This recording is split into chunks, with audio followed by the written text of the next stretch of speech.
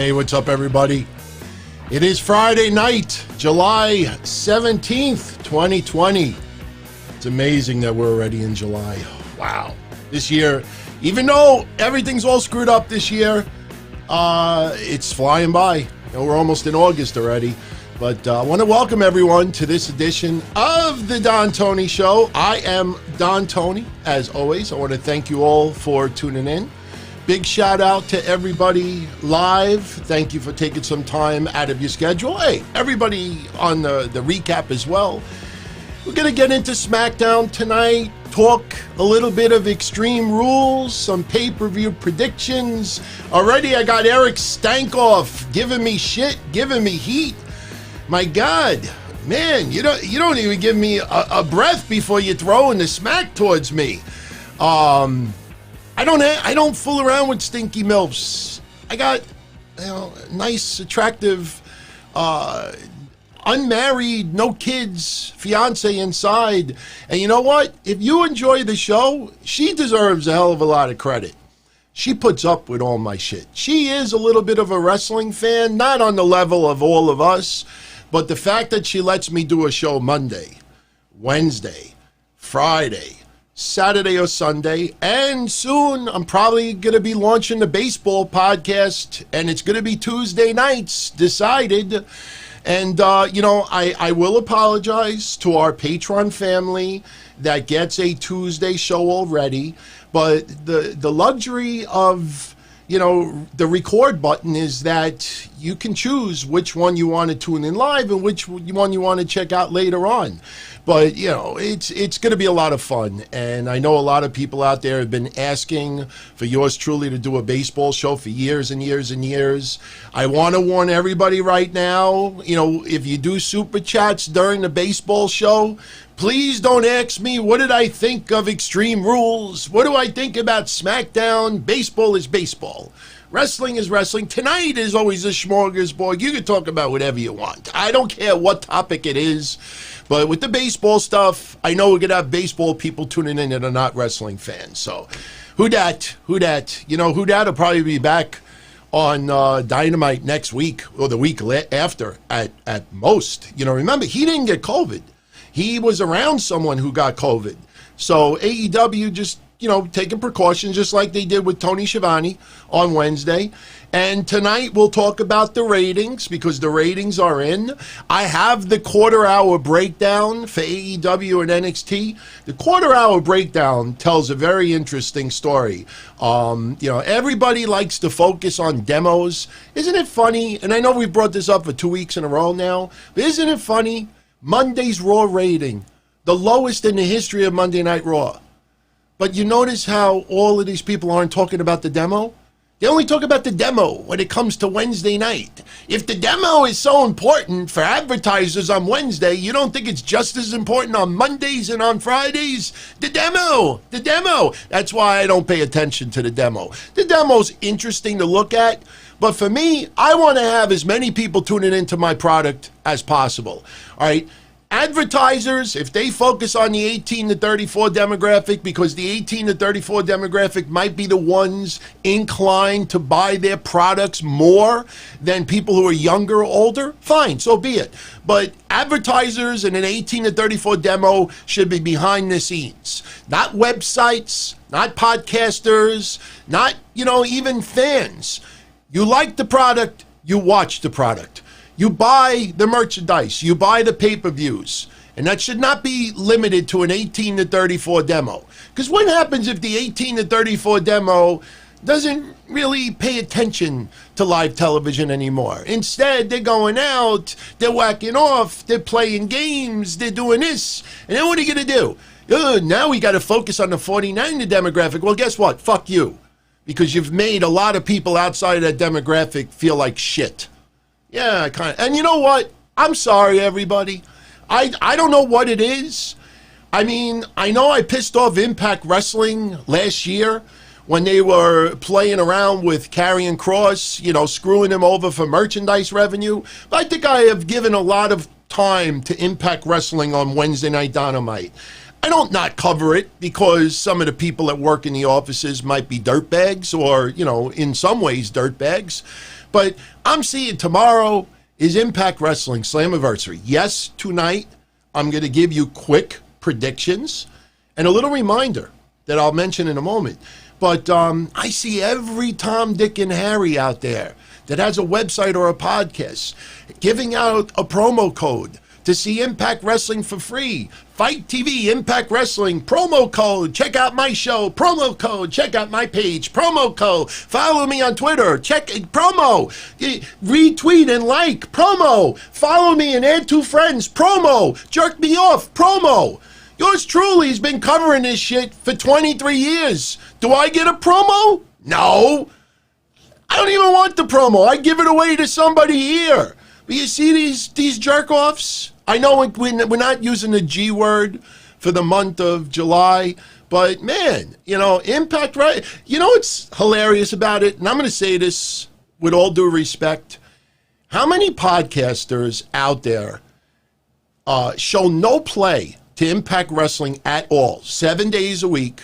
They show no love whatsoever. They don't talk about it on their shows because not a lot of people are interested. They don't tweet about it. They don't buy the merchandise. They don't follow the wrestlers. You know, I mean, but yet they get a free promo. And it's like, Impact, Impact, Impact, Impact, Impact, Impact. People that criticize their product and say it's shit, that they don't even watch it. They'd rather watch paint dry, or they'd rather watch count the ants in the corner of their floors. But yet, they all get promo codes. We support them. We get guts. We get guts. Shout out to what school did you go to? What did school write this time around? Don't forget about my trivia question. He messaged me about Facebook. It's coming up soon. Yeah, I will definitely get into that. Absolutely. By the way, everybody, don't forget, tonight, in less than 2 hours, freedom for dozens and dozens of former WWE wrestlers who their 90-day no-compete clauses ends tonight. Now, look, they're getting paid for those 90 days. So, I understand why on social media, and I don't want to name any wrestlers in particular, but it's, you see them on social media, they're in jail, they're held hostage, counting down the hours, the minutes, the days until they're free. Got news for you. They're getting paid more, probably, for those last 90 days than if they signed with another promotion, to be honest with you. So, yes, as of midnight tonight, a lot of wrestlers who are released, their 90-day no-competes are up. But, I guarantee you that quite a few of them are very depressed about midnight tonight. Because after midnight tonight, WWE, unless they do royalty checks, WWE is sending them, as Dolph Ziggler said Monday, 0.0. So, and Carmelo, I do think EC3 is going to appear at Impact Wrestling. I think Gallows and Anderson will be appearing as well. And when we get into the matches a little bit later, we kind of have an idea as far as where they may play on the show. And look, I'm happy for all of the people who got released. What's up, Philip? I'm happy for everybody who got released because now they can be creative. They could promote themselves. They can show up. Even though there's not a lot of feds doing shows right now, they can actually, tweak things and test things out. Then they're still getting paid from the WWE. They really got to be hush. They could post videos of themselves working out and this and that and try to tease things by just showing a logo instead of actually talking about it. But, tonight at midnight, some people will be officially free from WWE. Speaking of WWE, Boomer just says WWE is getting worse than ever. Look, I'm one of these people that's been a wrestling lifer. I've been a fan since I was a kid. My grandmother introduced me to wrestling. I can honestly say there was never a part of my life from the age of maybe 9 upward that wrestling has not been there. So I will always be a wrestling fan until the day I die. How much time I invest in wrestling, I honestly don't know. 5 years from now, hell, January 1st, things are changing quite a bit for yours truly. But the thing is that, you know, there's no question. COVID has really damaged pro wrestling. You know, I look at the ratings and, you know, I give a little bit of a pass because wrestling is meant to be in front of live audiences. And it's not just the aesthetic of looking at fans. I know baseball is going to try to do cardboard cutouts, which is just absolutely moronic. They're actually, I saw here in New York, the Mets the other day were testing crowd reaction through the speakers without crowds actually being there. So if a baseball player does a tremendous diving catch, suddenly from the heavens, you're going to hear tens of thousands of people chanting and cheering. I think that's absolutely terrible. Things need to be organic. You know, I mean, this isn't like, you know, if I'm a single podcaster who doesn't show my face and hides, you know, behind almost nothing, and I decide I'm going to buy through mail order a plastic fuck doll because I can't even get a relationship. I mean, just imagine if I start banging this plastic doll, I turn a speaker on and the speakers are playing some girl going, "Oh, baby, oh, give it to me. Oh, you know, DT, you're the man. Oh, oh, oh, oh." You know, it's got to be organic. It's got to, and when somebody fucks up, what you going to hear chants? You fucked up. When the Mets suck, are we going to hear the fans booing? I think you have to have everything organic. To try to paint backgrounds and put crowd noise in there that's not legit, it pisses me off. I know you want to try to portray things to be, you know, this isn't an amusement park, or this isn't Fantasy Island, where, you know, you go on the island and Mr. Rourke, you know, I want to I want to wrestle in front of live fans again. Tattoo, get the fans, you know, and then you realize it was just all a dream. You know, wrestling needs live fans. It's not just the energy, it's not just the crowd pop, it's not just the booing and the cheering and the organic responses, because wrestling fans as a whole, majority react the same way. Matt Riddle versus AJ Styles in front of a live crowd tonight, we may have had 1 or 2 points where they might have chanted "this is awesome." And if the live crowd in person is chanting "this is awesome," us watching on the television might feel the same way. You know, usually when fans are booing in droves live in the crowd, you probably feel the same way at home, the majority of people.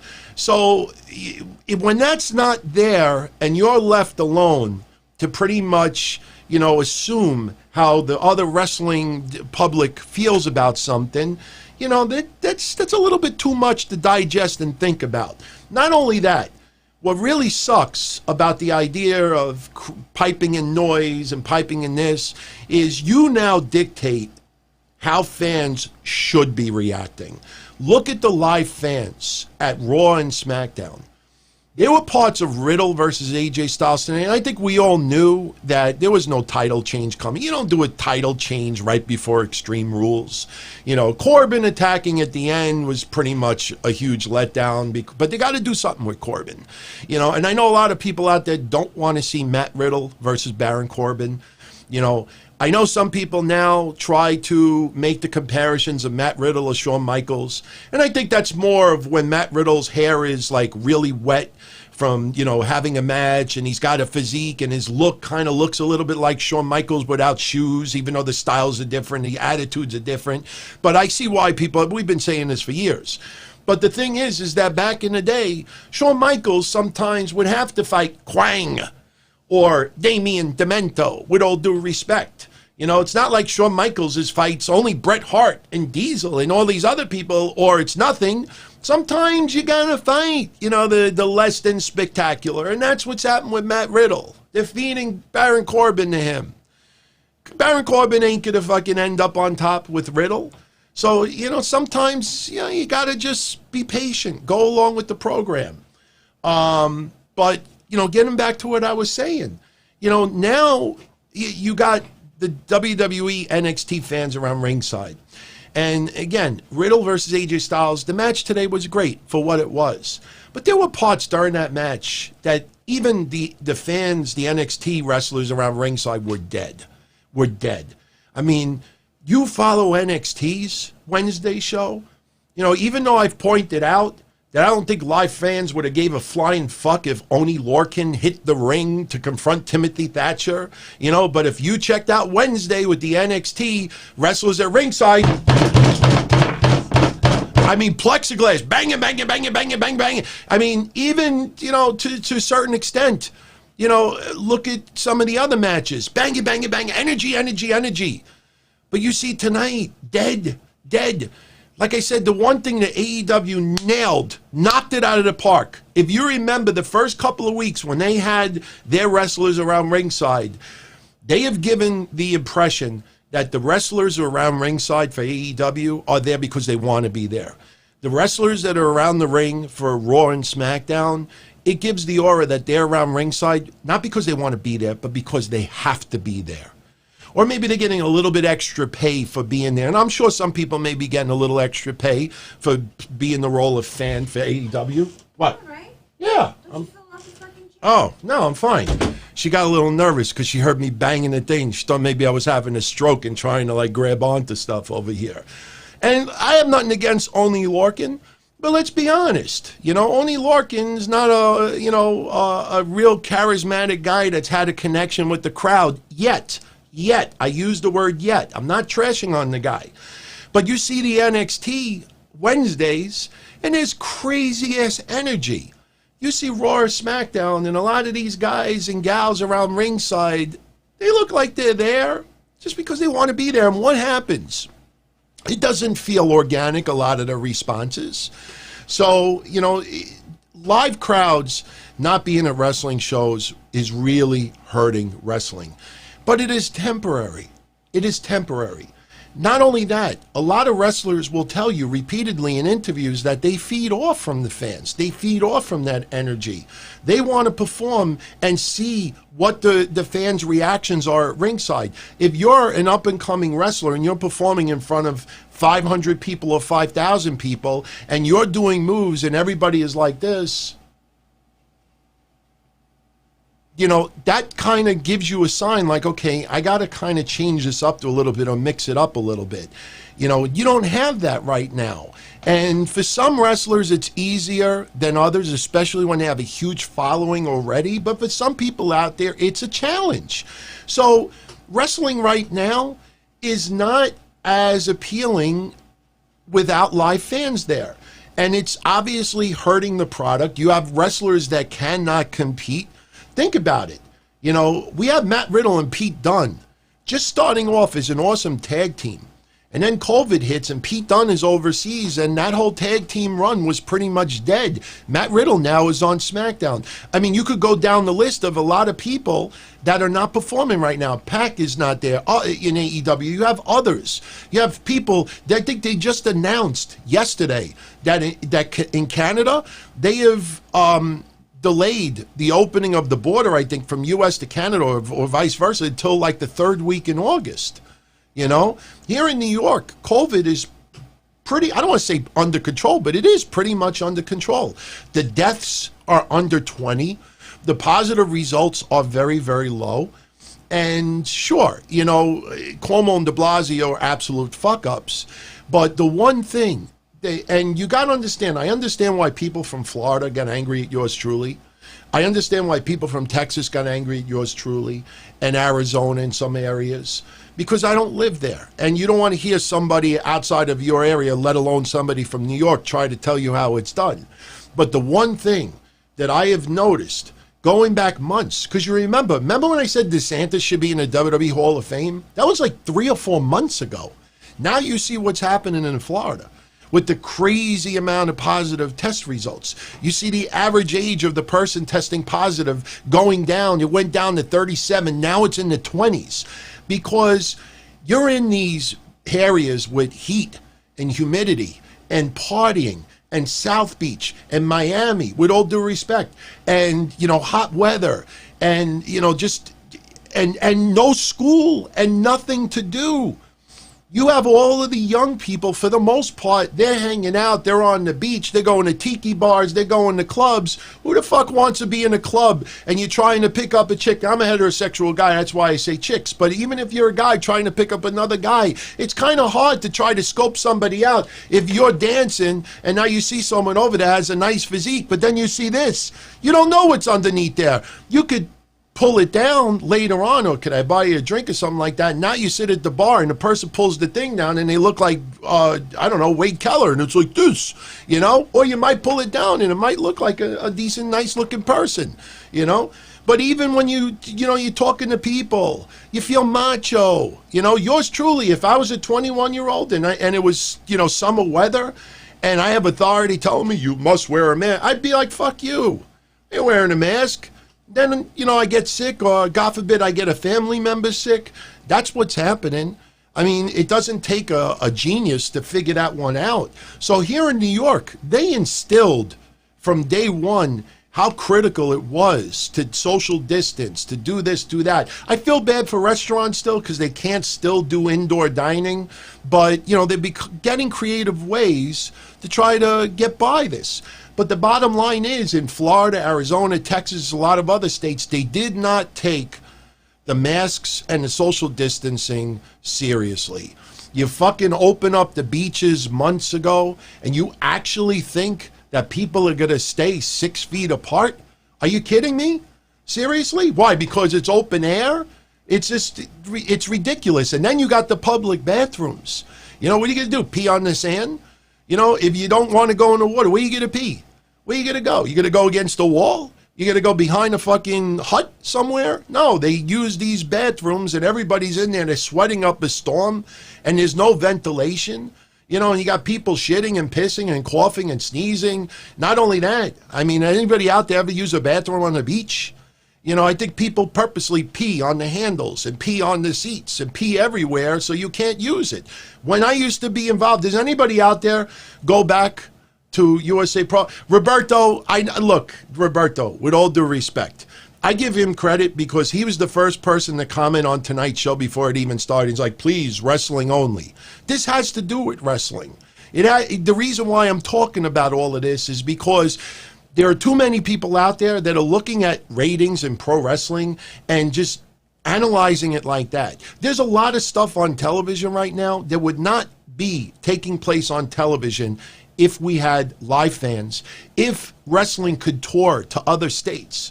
You would not have some of the things. Now, I'm not going to single out anybody like Big Show or anything like that, but we're still in the middle of a pandemic. And a lot of states, it is really bad. And unfortunately, Florida is really bad right now. And Florida happens to be the home right now for WWE and AEW. So those are the two bigwigs that are on television right now. And as a result, things are very limited. And I know a lot of people out there don't like Vince McMahon, but when you go back several months when Vince McMahon and wrestling was deemed essential employees, you got to be honest, look back and thank Vince a little bit, because if wrestling wouldn't have been deemed essential and you would have got just repeats and you would have got, you know, next to nothing, you know, I think under the circumstances, whatever we can enjoy, it's better than nothing. It's better than nothing. It's almost like a snowstorm. If you're snowed in for 2 weeks, I know it's a bad analogy, but if you're snowed in for 2 weeks, your car has got 6 feet of snow, there's no way you could drive to a store. Unfortunately, no Chinese food open today. You know, you can't even go to the deli. So you go in your closet and you're like, yeah, I got to eat this applesauce. Fuck, I don't like tuna fish, but this is the only thing I have in the house right now. I got to microwave a Hot Pocket that's from 2018. You know, you try to make the best of it because you got to eat something. You got to sacrifice a little bit more. That's what pro wrestling is right now as a whole. So enjoy what you can. Don't overanalyze it. Sure, without question, WWE, more than anything, did not take advantage of the fact that there was no sports going on. Because COVID or no COVID, COVID affects the respiratory system. COVID causes fevers, but I don't think COVID causes creative brain damage with some of the creative that's going on, and some of the horrendous, piss poor creative. You can't blame that on COVID. Man, who the fuck booked this horrible storyline? Who the hell came up with this idea? Well, I had COVID. You can't make that as an excuse. And now we hear that Bruce Pritchard is a little bit tired and this and that. I'm not gonna lie to you. That guy's working his ass off right now, and he deserves credit for that. But that doesn't necessarily mean that he's really, really tired. Sometimes when you say, I have to work 20-hour days, and if you like what you're doing, you're getting paid handily at what you're doing, it doesn't feel like a job. So saying that you're exhausted and you're tired and doing all of this stuff and this and that, especially when you don't have to fucking tour, and you don't have to go to different states, and you don't have to go to different countries, and you're in the same office every single day, I'm sure it's tiring, no question, but that might be saying publicly. So when it comes time for Bruce Pritchard's contract to be up, he even though he was tired, he really worked his ass off. And that might be a little play to, get a little bit more, moolah, wampums, dead presidents. So, yeah, Darren, COVID is fear, panic, and media lies. I can't tell you how little news I watch now. I'd be lucky if I watched 30 minutes of news a week. So you got to give wrestling a little bit of a break, everybody. I know a lot of what we're seeing on TV is really subpar, and a lot of times it really tests your wrestling fandomhood, but there are such extreme circumstances going on right now. Don't underestimate that. Soon as this goes away, which hopefully is a couple of months from now, it might be till the end of the year, and even when the vaccine comes, you got to remember, not everybody is going to get the vaccine. Not every wrestler is going to get the vaccine. There's going to be wrestlers over there that are going to be in all feds, that are going to be a little bit paranoid to wrestle in front of people. Just because you're an entertainer, it's not a job requirement that you must get the vaccine in order to work for a company. You can't do that. You can't force people. So you're going to see some wrestlers that are not going to be tested. And if that's what they want to do, so be it. Not every fan is going to be tested. So that risk of COVID is going to last for years. Trust me, COVID will be around for years. But what's going to happen is, unfortunately, I know this sounds a little bit fucked up. I don't think you could call it a form of abuse. We had the speaking out movement, and you had mostly women that felt like they had to do certain things or dress a certain way in order to, have their job. Look at that scandal that's going on, I think, with the Washington Redskins, or were you allowed to call it that? There was something on the news the other day that like 15 women are filing for sexual abuse because they had to dress skimpy in order to get deals done, and they felt like if they didn't dress skimpy to get the deals done, that there's 50 other women out there that would take their job in a second. So is it a new form of abuse that if you don't get the vaccine, you don't get hired as a pro wrestler? Is that going to be a job requirement? I wonder if there's going to be lawsuits down the line of wrestlers suing, saying that I can't get booked because I won't get the vaccine. So I'm telling you, get used to this. But as far as performing outside of live fans, that's just a temporary thing. We've waited out a lot of it. And as we get closer and closer to a vaccine and closer to having the cases go down more, we'll get past this. We'll absolutely get past this. If you're into history and stuff like that, look at the pandemic that went on like around 1914 or something like that. You think about the fact that you didn't have internet, you didn't have what you have now. And the advances in medicine and technology and everything, they got through it. It took a very long time, but they got through it. They could get through that. We could get through this. So, but Boomer, when I have my debate with Joey Numbers on mostly politics, we will definitely be talking about AOC and others. I promise you that. So, with that said, I want to remind everyone, and I want to thank everyone who who loved bringing back This Week in Wrestling History last week. It caused the show to go an extra hour. So I have taken measures this week to trim it down drastically. And I think even though we trim it down substantially, I think you'll still enjoy it tremendously. This is going to be a work in progress to interject the history part on the show. Not everybody wants to know about history, but I am focusing on things that I think you may actually get a kick out of.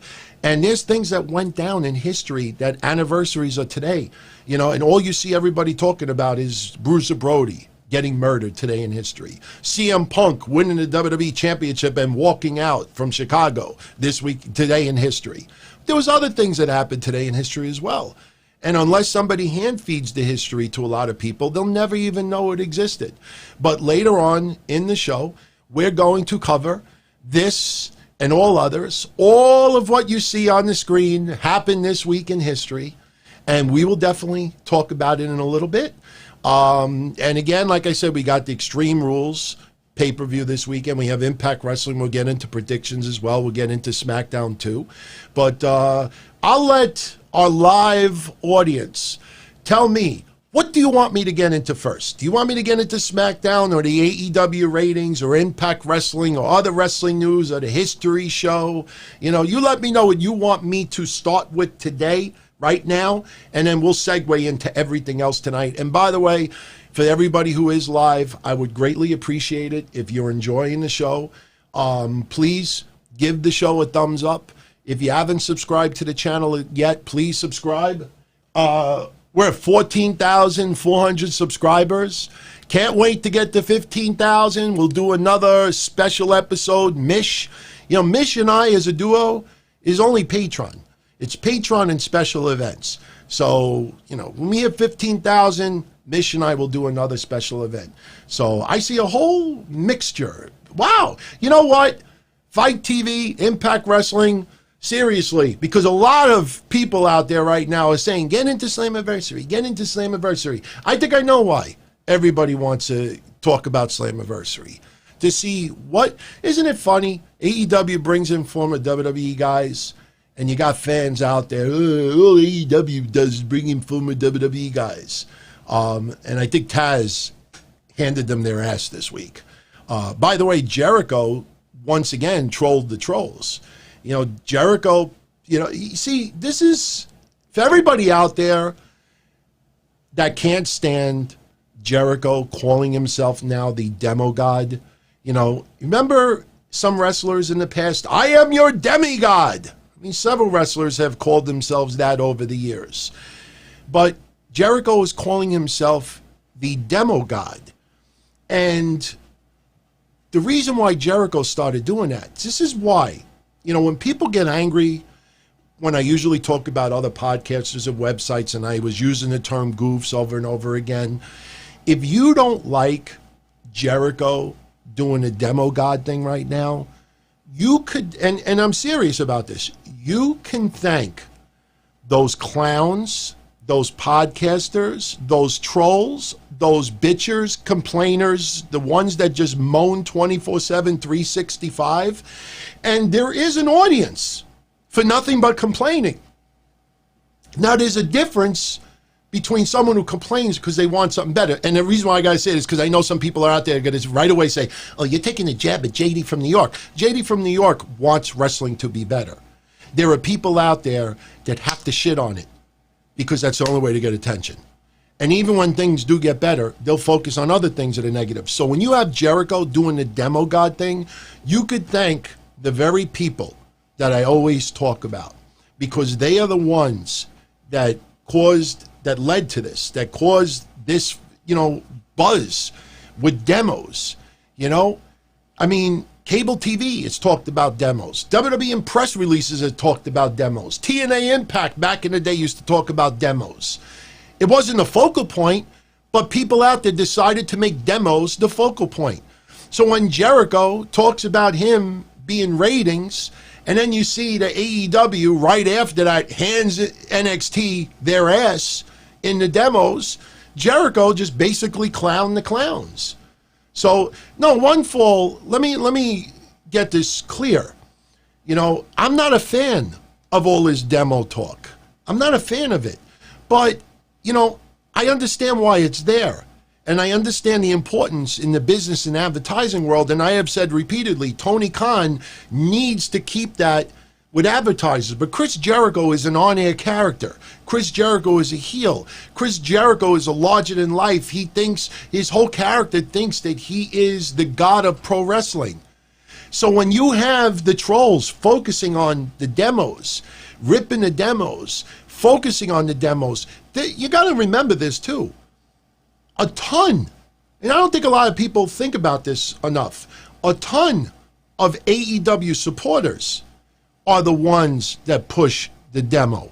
Because you look at every wrestling news site out there without naming names that actually favor AEW. They're the ones that will shove the demos in your eyes. They now do it a little bit with Raw or SmackDown because they don't want to feel like they're only focusing on AEW wrestling. But they're the ones that shove the demo in your face. The demos were important in 2001. The demos were important in 2010. And it's important now as well. But, you know, it hasn't changed. Advertisers want people to buy their products. And it depends on what their product. I guarantee you, if AEW starts getting a flurry of advertisers for like Geritol or vitamins, you know, senior, you know, the silver vitamins above 50, suddenly the demos and the press releases will suddenly have the 49 number instead of the 34 number. So all this demo stuff that people keep focusing on, Jericho's demo god, that is the result of it. Don't get mad at Chris Jericho. Get mad at all the people that shoved the demo conversation in your face. That is why. Jody, why did WWE go PG? It's a sign of the times. The world was evolving. It was no longer Girls Gone Wild. It was no longer, you know, all this crazy shit that was going on with TV. You know, I mean, it's just, I don't know how old you are, but if you didn't live as a young adult at minimum in the 90s, you will never understand how the climate changed. You know, Austin and McMahon going against authority, that wasn't like the birth of a movement in the world. That was a byproduct on what was going on in the world itself. So, you know, a lot of pro wrestling reflects what you see going on TV. You see the women's evolution, you see some of the things going on. You think that was WWE just trying to change the world? No, the world was evolving and there was a lot of focus on women, and they, you know, I don't want to say they took advantage of it, but they seized it, you know? So, yeah, Cassette Classic, who cares about 18 to 35? Most of us are broke. Absolutely. Impact and Fight, damn you. One promo code to give away to somebody. Yeah, you give it away to the people. But then again, if you actually think about that, it kind of makes sense for Fight and Impact Wrestling not to send us promo codes. They're trying to send it to people who maybe aren't fans of their product right now, and maybe they'll enjoy it, and maybe they'll buy the next one. We're, for the most part, already fans of it, so we're going to cover it anyway, and we'll probably buy it anyway. Now, I am going to watch Slammiversary tomorrow. I have an updated photo here of the lineup for Slammiversary. I originally was going to do a pay-per-view recap tomorrow night for Slammiversary.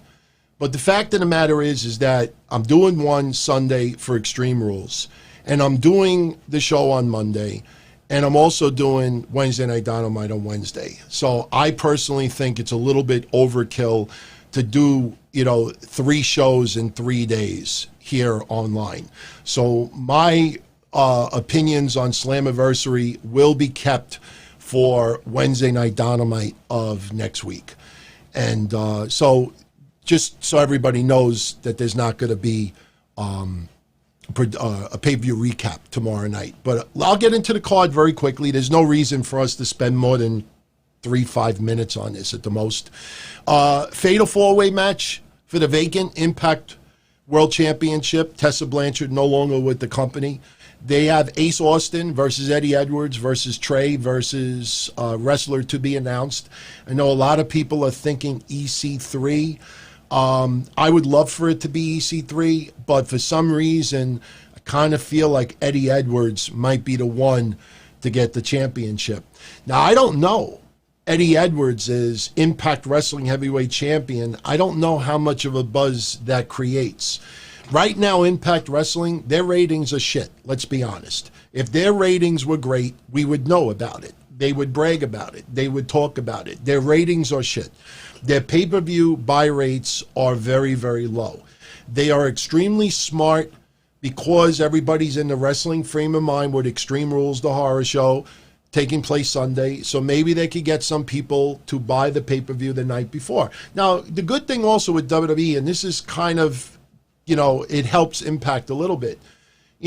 Up until a couple of years ago, you ordered a WWE pay-per-view, and you had some of these pay-per-views, with Ring of Honor and others, that they would try to air right before, the day before a WWE pay-per-view.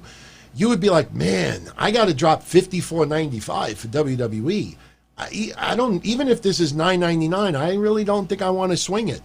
Now with the WWE Network, you only have to pay $9.99 to watch Extreme Rules, the horror show. And yeah, I know it's a little annoying and I'm doing that on purpose. So it's no longer, damn, I want to see Impact Wrestling, but man, WWE, they're hammering me for $54.95. Now, the negative part of Slammiversary and some other feds out there is their pay-per-view prices are not $9.95 either. Some of them are $25, $35, $45. AEW is like $815. So it's weird how WWE's pay-per-view prices are a bargain compared to Impact Wrestling, MLW, Ring of Honor, AEW, blah, blah, blah, WWW. So, Slammiversary's got kind of a high price tag to it. Now, they're doing their online fan fest tomorrow, Celebration. It starts at 11 a.m. Eastern. I already talked about it on these shows. Not a bad deal, but you got to drop $100 to be involved with that. You get a lot in return for your money, and if you want to go check it out, just go on impact.tw/slam celebration and go see. But, the fact that they say, the first 50 fans, I think it's limited to 100. So the fact that they're still pushing this tells you that they don't have 100 people yet. The first 50 fans also get a 3-month free subscription to Pro Wrestling Illustrated online. All right, it's not a big deal. But the fact that they're still pushing that tells you that they don't even have 50 fans buying it yet. Wrestling's got to come up with creative ways of getting money right now. Because a lot of places, they don't have live fans buying tickets, buying hot dogs, soda, a shirt, a hat, a program, whatever it is. So they have to depend on these things on their own. But for me, Eddie Edwards seems like the guy. And the funny thing is, when we get into the history a little bit later, you see this picture again? See right above Invasion? That is Chris Sabin. It was this week in history when Chris Sabin won the TNA Heavyweight Championship. I have nothing against Chris Sabin whatsoever. But I still will continue saying that Chris Sabin is one of the worst Impact Wrestling champions of all time. And I have a little audio clip that I'm going to play later on, something that I have played in the past on the shows, just to remind everybody a little bit about, Chris Sabin and the buzz that he would get or lack thereof in pro wrestling. Rizzo, he says, to him, Impact Wrestling is like a rebuilding baseball team. They have to start pretty much from scratch, and you think they're doing a good job. Rizzo, I agree. I have said a couple of times now in the last couple of months. Now, Tessa Blanchard no longer being there, obviously, pun intended, makes a big impact to their women's division. But I have said several times in the last couple of months that I think NXT's women's roster is number 1 in the United States, and arguably Impact Wrestling is number 2. And the only reason why I say Impact Wrestling number 2 right now is because Charlotte is injured and because Becky Lynch is out with pregnancy. So you take those two off of the main roster, the active roster, I think Impact Wrestling has arguably the second most talented roster.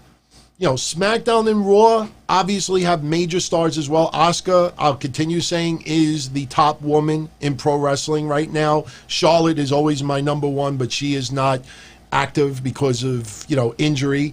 But Impact Wrestling is definitely rebuilding. And if they signed Gallows and Anderson, Impact Wrestling is doing what I said at the beginning of the year. Remember I said 2020 will be the year of commingling? I said that back, I think, in March, once COVID started striking pretty good. And you're going to see wrestlers wrestling for more than one promotion. You saw wrestlers work in NWA and also work in Impact Wrestling. My God, Colt Cabana, you know, before he signed with AEW, you know, was appearing in like 4 or 5 different feds in a month. You know, they used him as an example. So you're going to see wrestlers that have deals where they could work Japan or work here or work there. You know, Brian Pillman Jr., he could work AEW as long as it doesn't conflict with MLW's schedule. So 2020 will continue to be the year of commingling. The big challenge for Impact Wrestling is when wrestlers appear for their company. When you look at them, and this is probably one of the most crucial aspects of having people on your roster. One of the most crucial. And Cassette Classics, Eric, yeah, you want to know something? Even though Eric Young still has me blocked for years and years and years, I have sung the praise of Eric Young for the last couple of years. Eric Young, without a doubt, better TNA champion, you know, could still be than Chris Sabin. Chris Sabin was just, man, yeah. When I listened to the promo again, when they had TNA Day in some fucking state, and he did that speech and got no cheers from it. And you could hear that quick, awkward pause. Like he expected the pause to have people cheering for him. He overcame all of his speeches for years. Oh, I overcame all these numerous knee surgeries. If I had $1 every time Chris Sabin talked about his knee surgeries, I probably could buy everybody Impact. Well, that's kind of exaggeration. But Eric Young, you know, don't discount Eric Young. You know, he's still got gas in the tank. He could still do it. So anyway, one of the most important things about wrestlers on your roster is when you look at a wrestler, you got to think of that promotion. Like you look at MJF. MJF was not just working AEW, he was also working MLW. He would also appear for some other feds here and there. But when you looked at MJF, you thought AEW wrestler. You look at someone wrestling for Impact Wrestling, you have to look at that person and feel that, oh, Gallows and Anderson, Impact Wrestling roster. You can't look at them and say, oh, Impact Wrestling, New Japan, blah, blah, blah,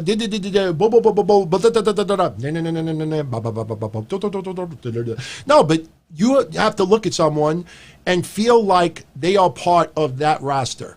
If it looks like you worked out a deal where they could work 95 other promotions, you're going to have a much more difficult time getting fans behind that product, you know, and that's something that is a big challenge with some of these contracts. So Gallows and Anderson showing up in Impact Wrestling is going to be a really cool thing, but it comes down to two things. When you look at them a month or two from now, when you see them, are you going to think Impact Wrestling's roster, or are you going to think, oh, they're wrestling for all these other places? The second thing is, who are they wrestling against? It's nice to have them in Impact Wrestling, but who are they going to feud with that is going to create a buzz? So, you know, that's the challenge as well. So getting into predictions again, I think Eddie Edwards may get the Impact Wrestling World Championship. Jordan Grace, I think, retains against Deonna Purrazzo. Deonna Purrazzo, you know, little surprising that WWE let her go. And she is very talented. She's got a bright future.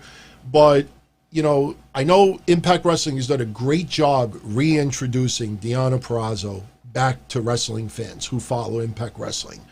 But I don't think she is the be-all, end-all in the Impact Wrestling women's division right now.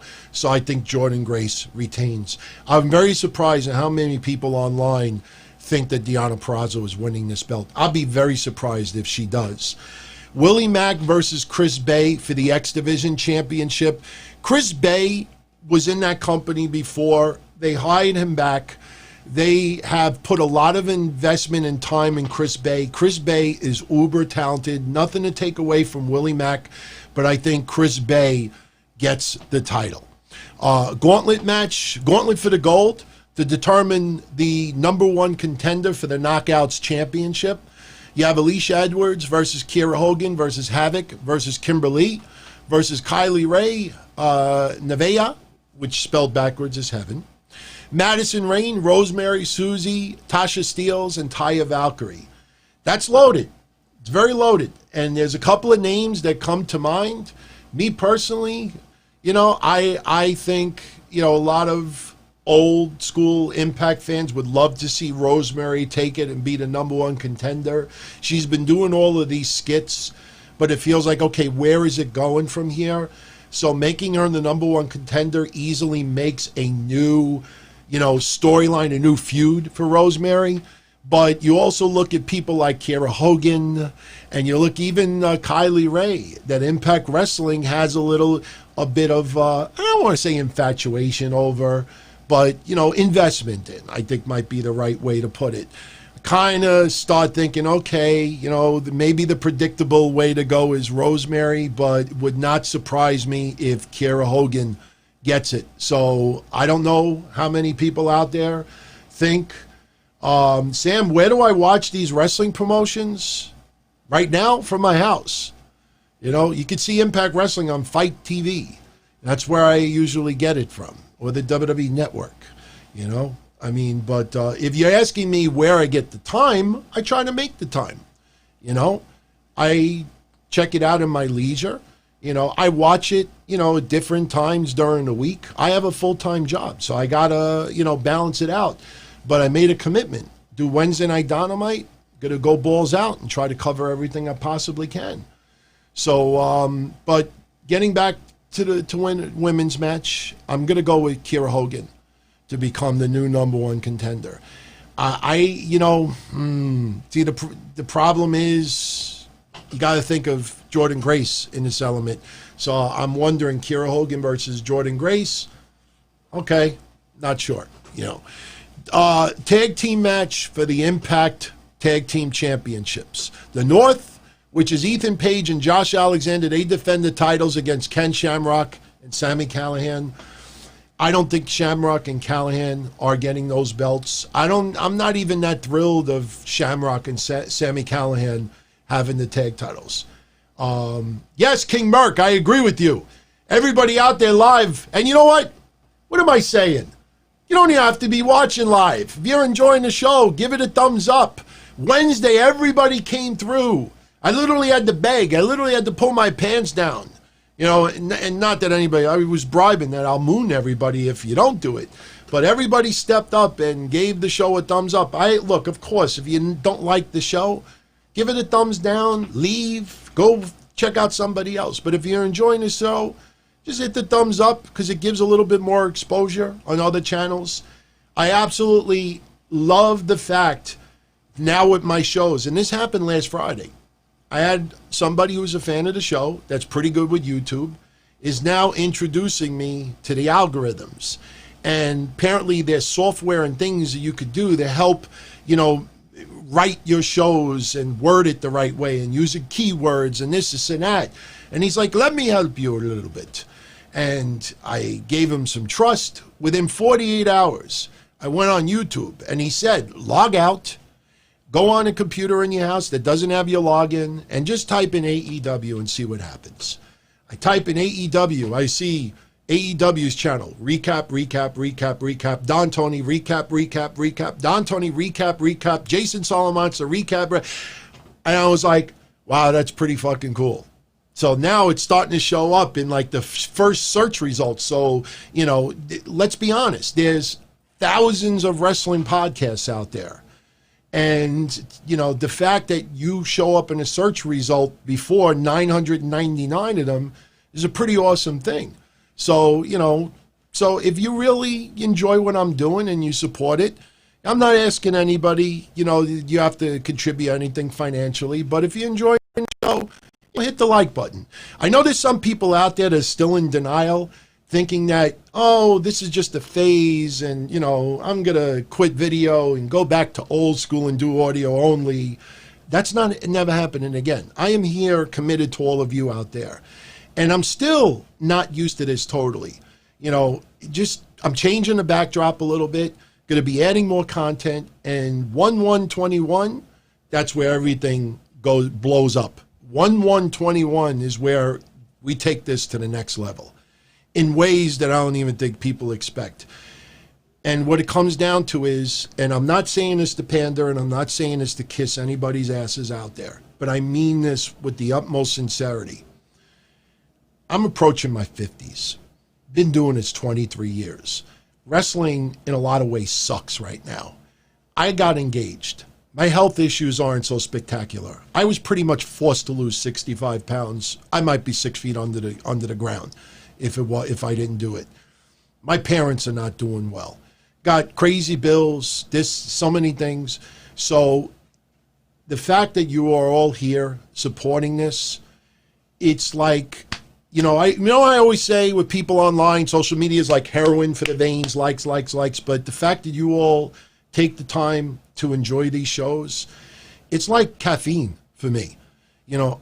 I could have the worst headache, be exhausted, tired, and I always try to make sure I do 100% energy. And it's not fake. I know I'm not perfect. I know I'm not aesthetically great to look at. I know sometimes I kind of goof on myself, just to try to put a smile on someone's face. But the fact that you all tune in, that keeps me going.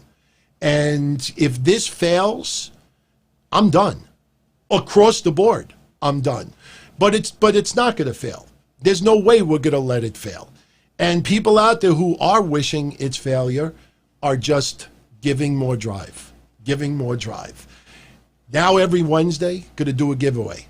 And it's not going to be bullshit stuff. I'm going to give away pretty cool merchandise.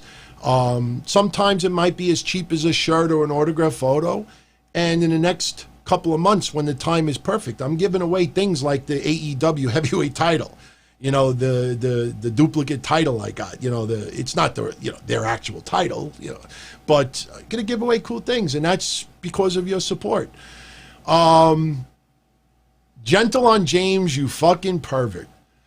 Gentle on James, for those tuning in for audio only, thank God there's no pictures involved, but he wanted to let everyone know that he is stiff right now, and he's not talking about his back. So I guess he wants me to say it the way I would. Hey, everybody, I'm stiff right now, and I'm not talking about my back. Oh!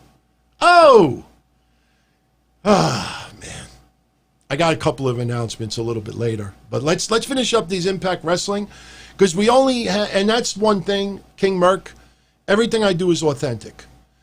I am an open book in a lot of ways. Authenticity is number one on my list. Anything I do, authentic. You could have a pleasant speaking voice. You could come off as one of the nicest people typing on social media, but when you actually think about it, a lot of those people, you know nothing about them. You only know what is told to you and what you perceive to be. And I've brought this up. When I started doing video within the first month, the number one thing I kept getting frequently over and over and over from a lot of you out there is, holy shit, all these years I listened to you with audio, and yes, I saw a logo, and yes, I would see a picture here and there, but how I envision you and the picture I painted you out to be is nothing like who you actually are. Shahan Nuclear Heat Graphics was the most outspoken about it. He said to me, goes, DT, I got to be honest with you. I absolutely loved other people in the podcasting world and thought you were the biggest asshole alive. And now he's done a 180. He's like, I can't believe it. He says, you are nothing the way you were perceived to be for years and years and years. And that's probably the biggest compliment that I could ever get from any of you out there. So one thing you'll always get on these shows is authenticity. And I try to please everybody. I know sometimes I don't, and I'm sorry. And let's get back to the predictions, because we only have an hour left. But we'll get into a ton of stuff. No fears, no worries. So I do not think Sami Callihan and Ken Shamrock will get those belts. I know what a lot of you are thinking. Gallows and Anderson, it may involve, I don't think so.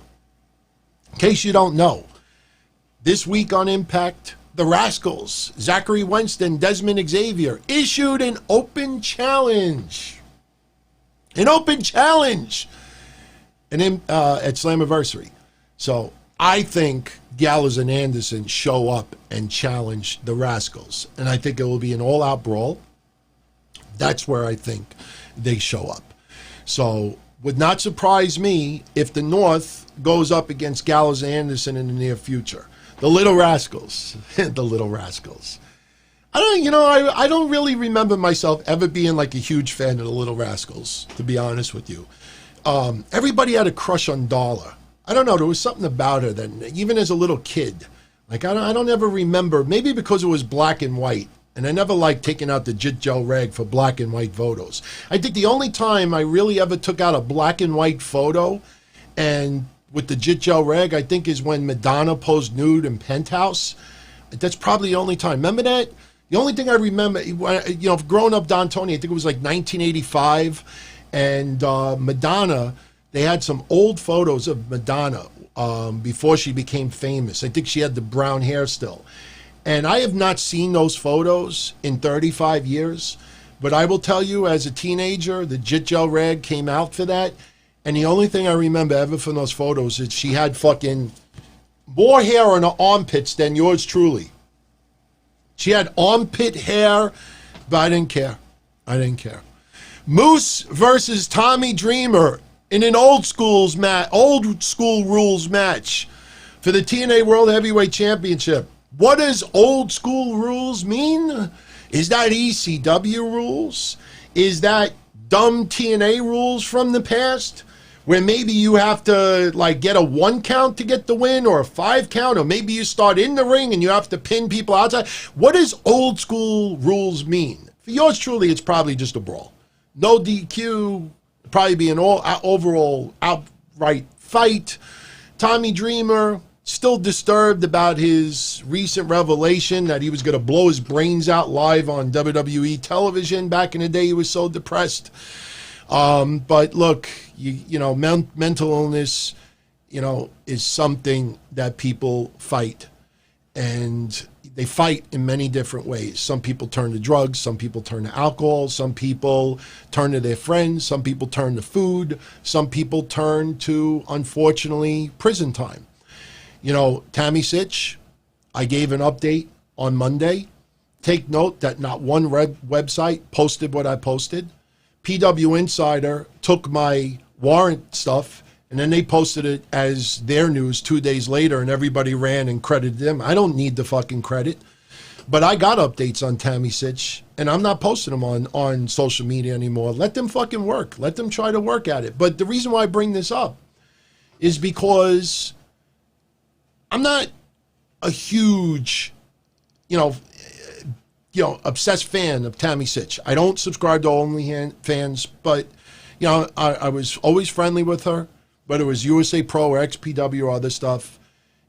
She's not a bad person at heart. I am friends online with some of her personal friends, and I could tell you with the absolute honesty that there are a lot of friends of hers out there, personal friends. They're not even wrestling fans, that are very concerned for her. And there's a lot of issues with her. I don't want to get into a lot of it because it's very personal, but the one conversation that I had with one female friend of hers is that a lot of people think that she is very depressed and lonely. It's not, look, we're not psychologists, we don't know, but she keeps trying to get back with her ex-boyfriend, and that's what caused this latest legal thing. No alcohol this time, no drugs this time, but it's always going to be a fight. And a lot of people think that she is very lonely and very depressed. Now, I know what a lot of you are going to say. Oh my God, she's got 6 figures on OnlyFans. Look at all this attention she's getting. Yeah. And sometimes people need that feel of want. That might be somebody's feel of want by having all these people, showering over her like that. But the reason why I'm saying this now is I will never, ever force any of you out there to support someone you don't want to support. The only thing I say, and it said Monday with Tammy Sytch, that, remember, she's got friends and family that are worried about her. So, when you absolutely wish death on her, understand that there's friends and family that, are really concerned as well. But I say this. I don't discount the fact that she said some really horrible shit online recently, especially after the tragedy of George Floyd. She tried to troll the trolls and said some dumb shit, no question. But when people write out there, she's gotten too many chances, now let her rot, this and that. My answer to all of those people is this. Scott Hall, Jake the Snake Roberts. Imagine if people out there years ago just said, you know what, too many chances, let them rot, let them fucking, that's it, done. You don't ever want to give up on someone, because if it turns into a tragedy, then the cycle begins again. Remember the whole cycle with Hana Kimura that I brought up? You saw that cycle. Once that wore away, everybody right back on the mental abuse online. And they'll cover it up with humor. Because, I was just joking. No. Say it to the person who is crying on the opposite side of the computer that you don't realize it. And you don't justify making someone feel like shit because they made someone else feel like shit. Because it just makes you just as bad as them. Jeff Hardy, SmackDown. Any of you out there? By the way, did you notice that little subtle thing? And I know we're jumping back and forth, but that's what we do over here. We get to cover a couple little things here and there. But you know what? Before I say Jeff Hardy, let's just finish the Impact Wrestling. So Moose versus Tommy Dreamer. Tommy Dreamer, nice to see him still in wrestling, but honestly, I don't care about Tommy Dreamer winning any belt. Moose will retain, without question. Who knows, maybe EC3 comes back and challenges Moose on an upcoming show. And again, I think the Rascals challenge will be answered by the Good Brothers. The Gallows and Anderson will take on the Rascals and defeat them. So that is your Slammiversary. Not a bad card. I'm going to watch it. And a lot of you have been asking me to do watch-alongs. I've never done a watch-along before. So I'm going to let everybody know that Mish and I are going to do a watch-along on Patreon. And I know what some of you are going to say, oh, you always got to do things on Patreon. What about everybody else that's not Patreon? We do it on Patreon more as a test. And because people really invest a lot in what we all do on Patreon, I want to run it across them first to see if they liked it, what they thought should be improved. I've never done watch-alongs before. But a lot of you have been asking me, DT, you got to start doing watch-alongs. That will be something in the very near future. And I will not be alone. And it will be video. And we are going to do Zooms. I already bought a Zoom account. And some of you out there actually will be invited to take part in it. We're going to be doing the whole interactive thing. Trust me, there's so many things going through my head right now to do here for all of you. You have no idea. January 1st, and I'm not waiting until January 1st for some of this stuff, but 1/1/21, that's where all the shackles are off. All the weight is off. And it's just going to be balls to the wall, having fun, doing things. And there's going to be a lot more shows, but shorter. Without a doubt, shorter, absolutely. So that is Impact Wrestling's Slammiversary. I think it's going to be a decent show. I think they're going to work very, very hard. But let's talk about SmackDown a little bit. Then we'll lead to Extreme Rules, and then we'll finish up with the history show. And I got a couple of news tidbits to mix in with this as well. But I wrote this 1 minute after it happened. And it was cool to see Meltzer and a lot of other people write it later on.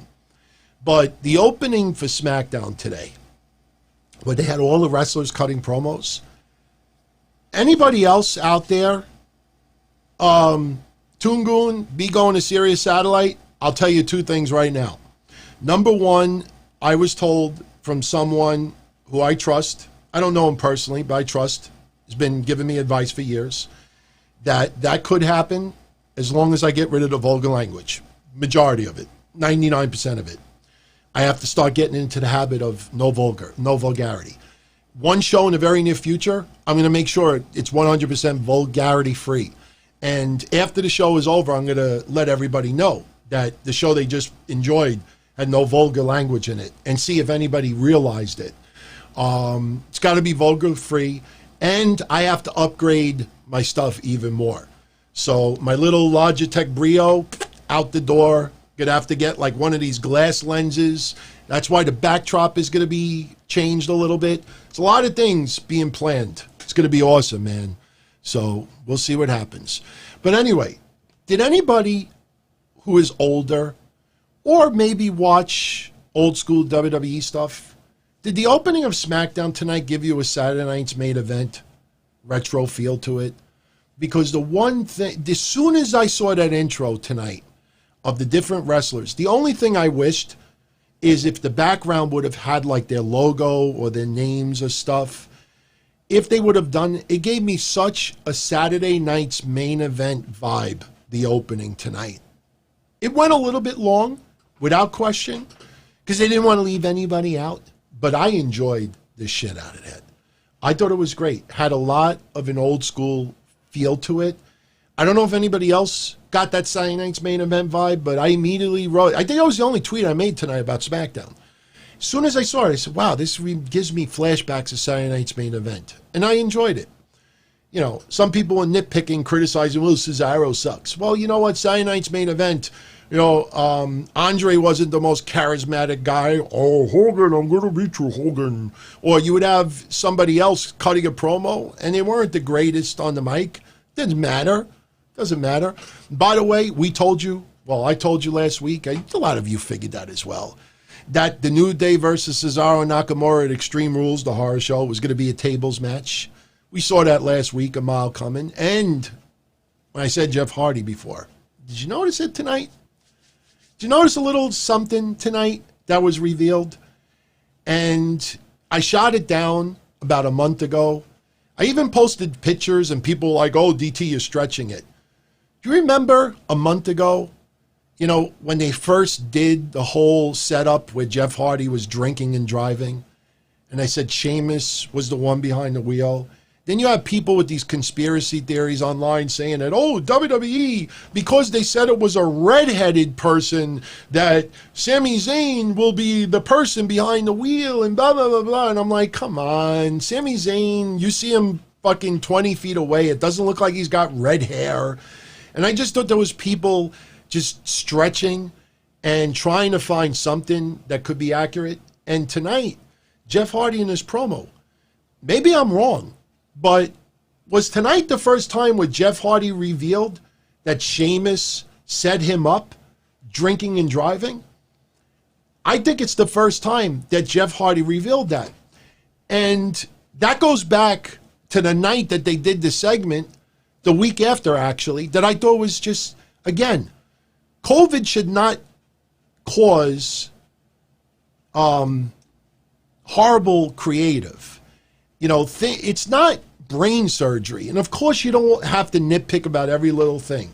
But just in storyline, somebody fucking ran over Elias. Now they reveal that Sheamus set up Jeff Hardy. In storyline. Why didn't the cops arrest Sheamus?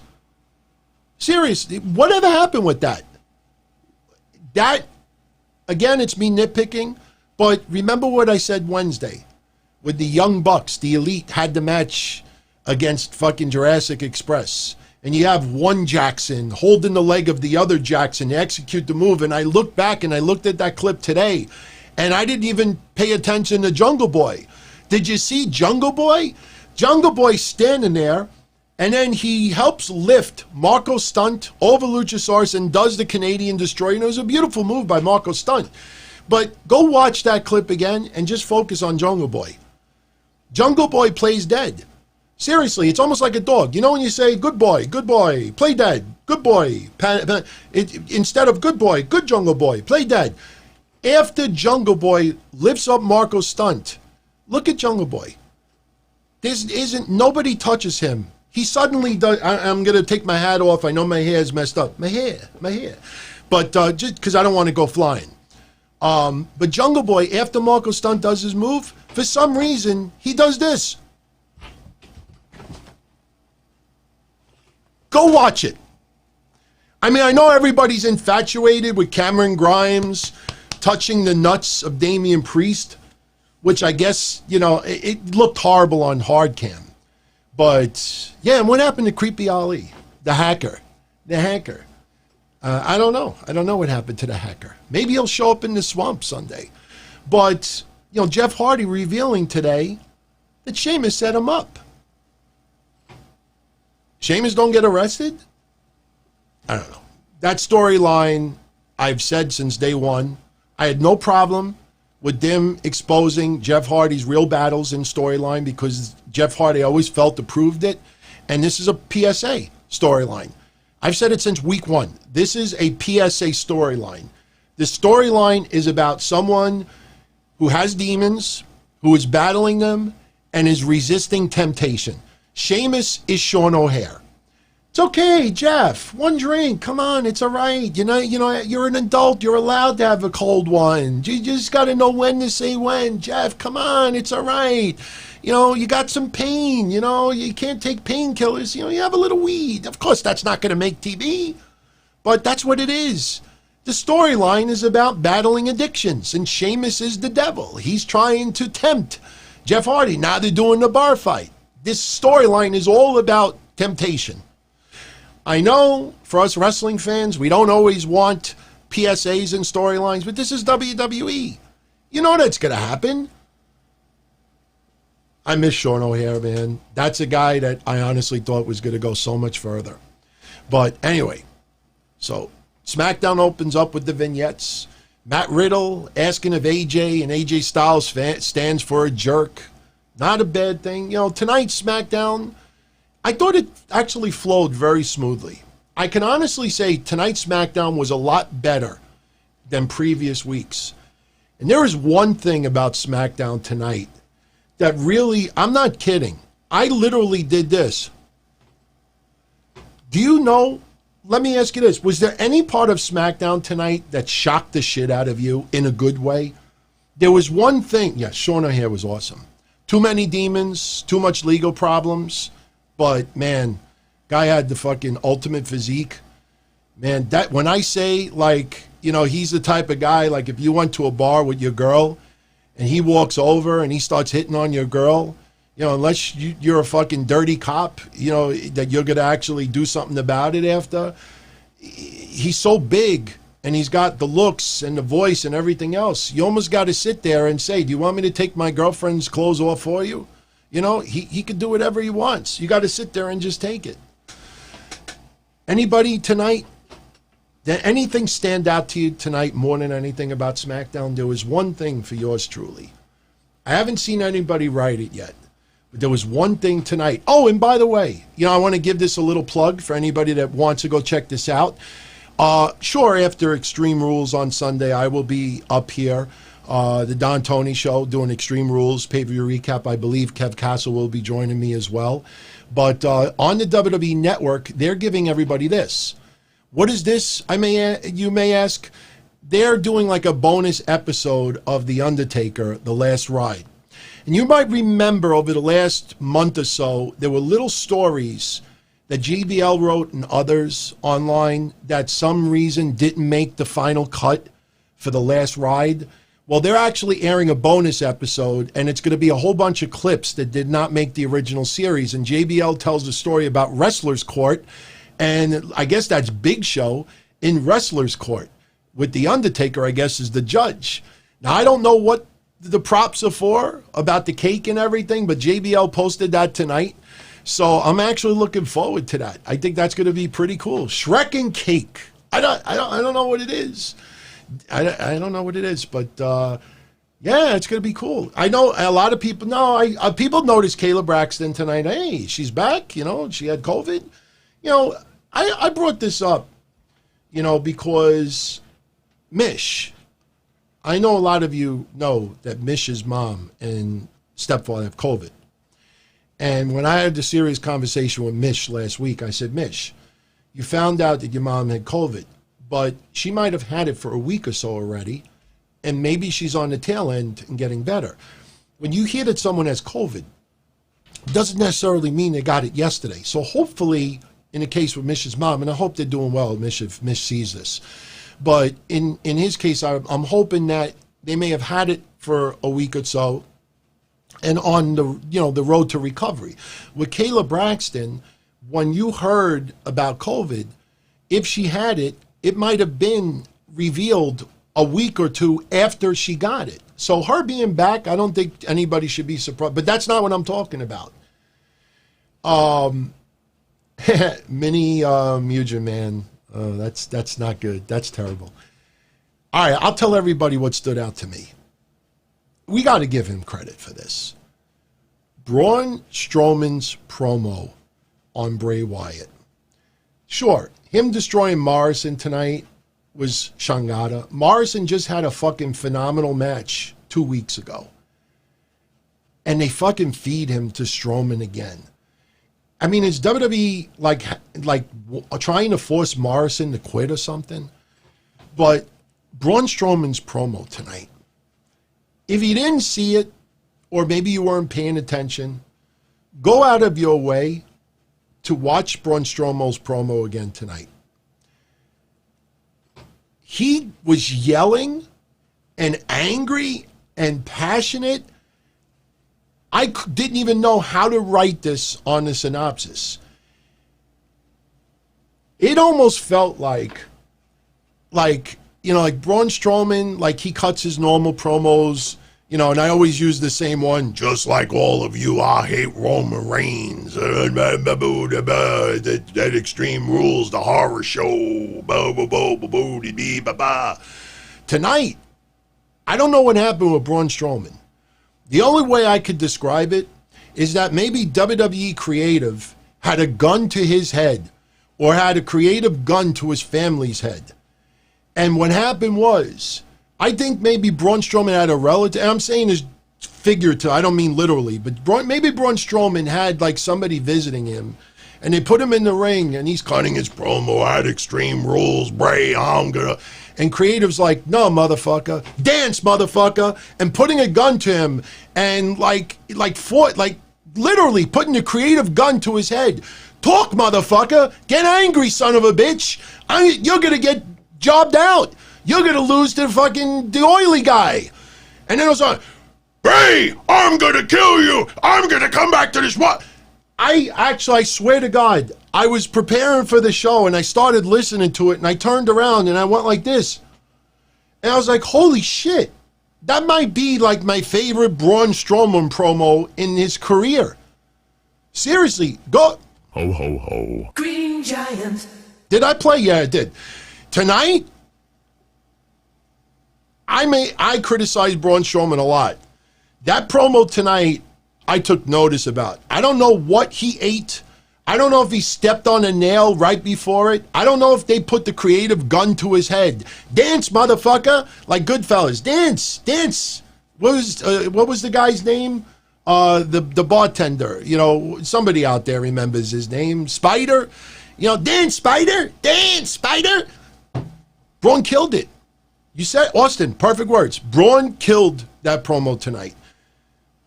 Anything about SmackDown tonight, the one thing that stands out to me more than anything was that. Not Nikki Cross.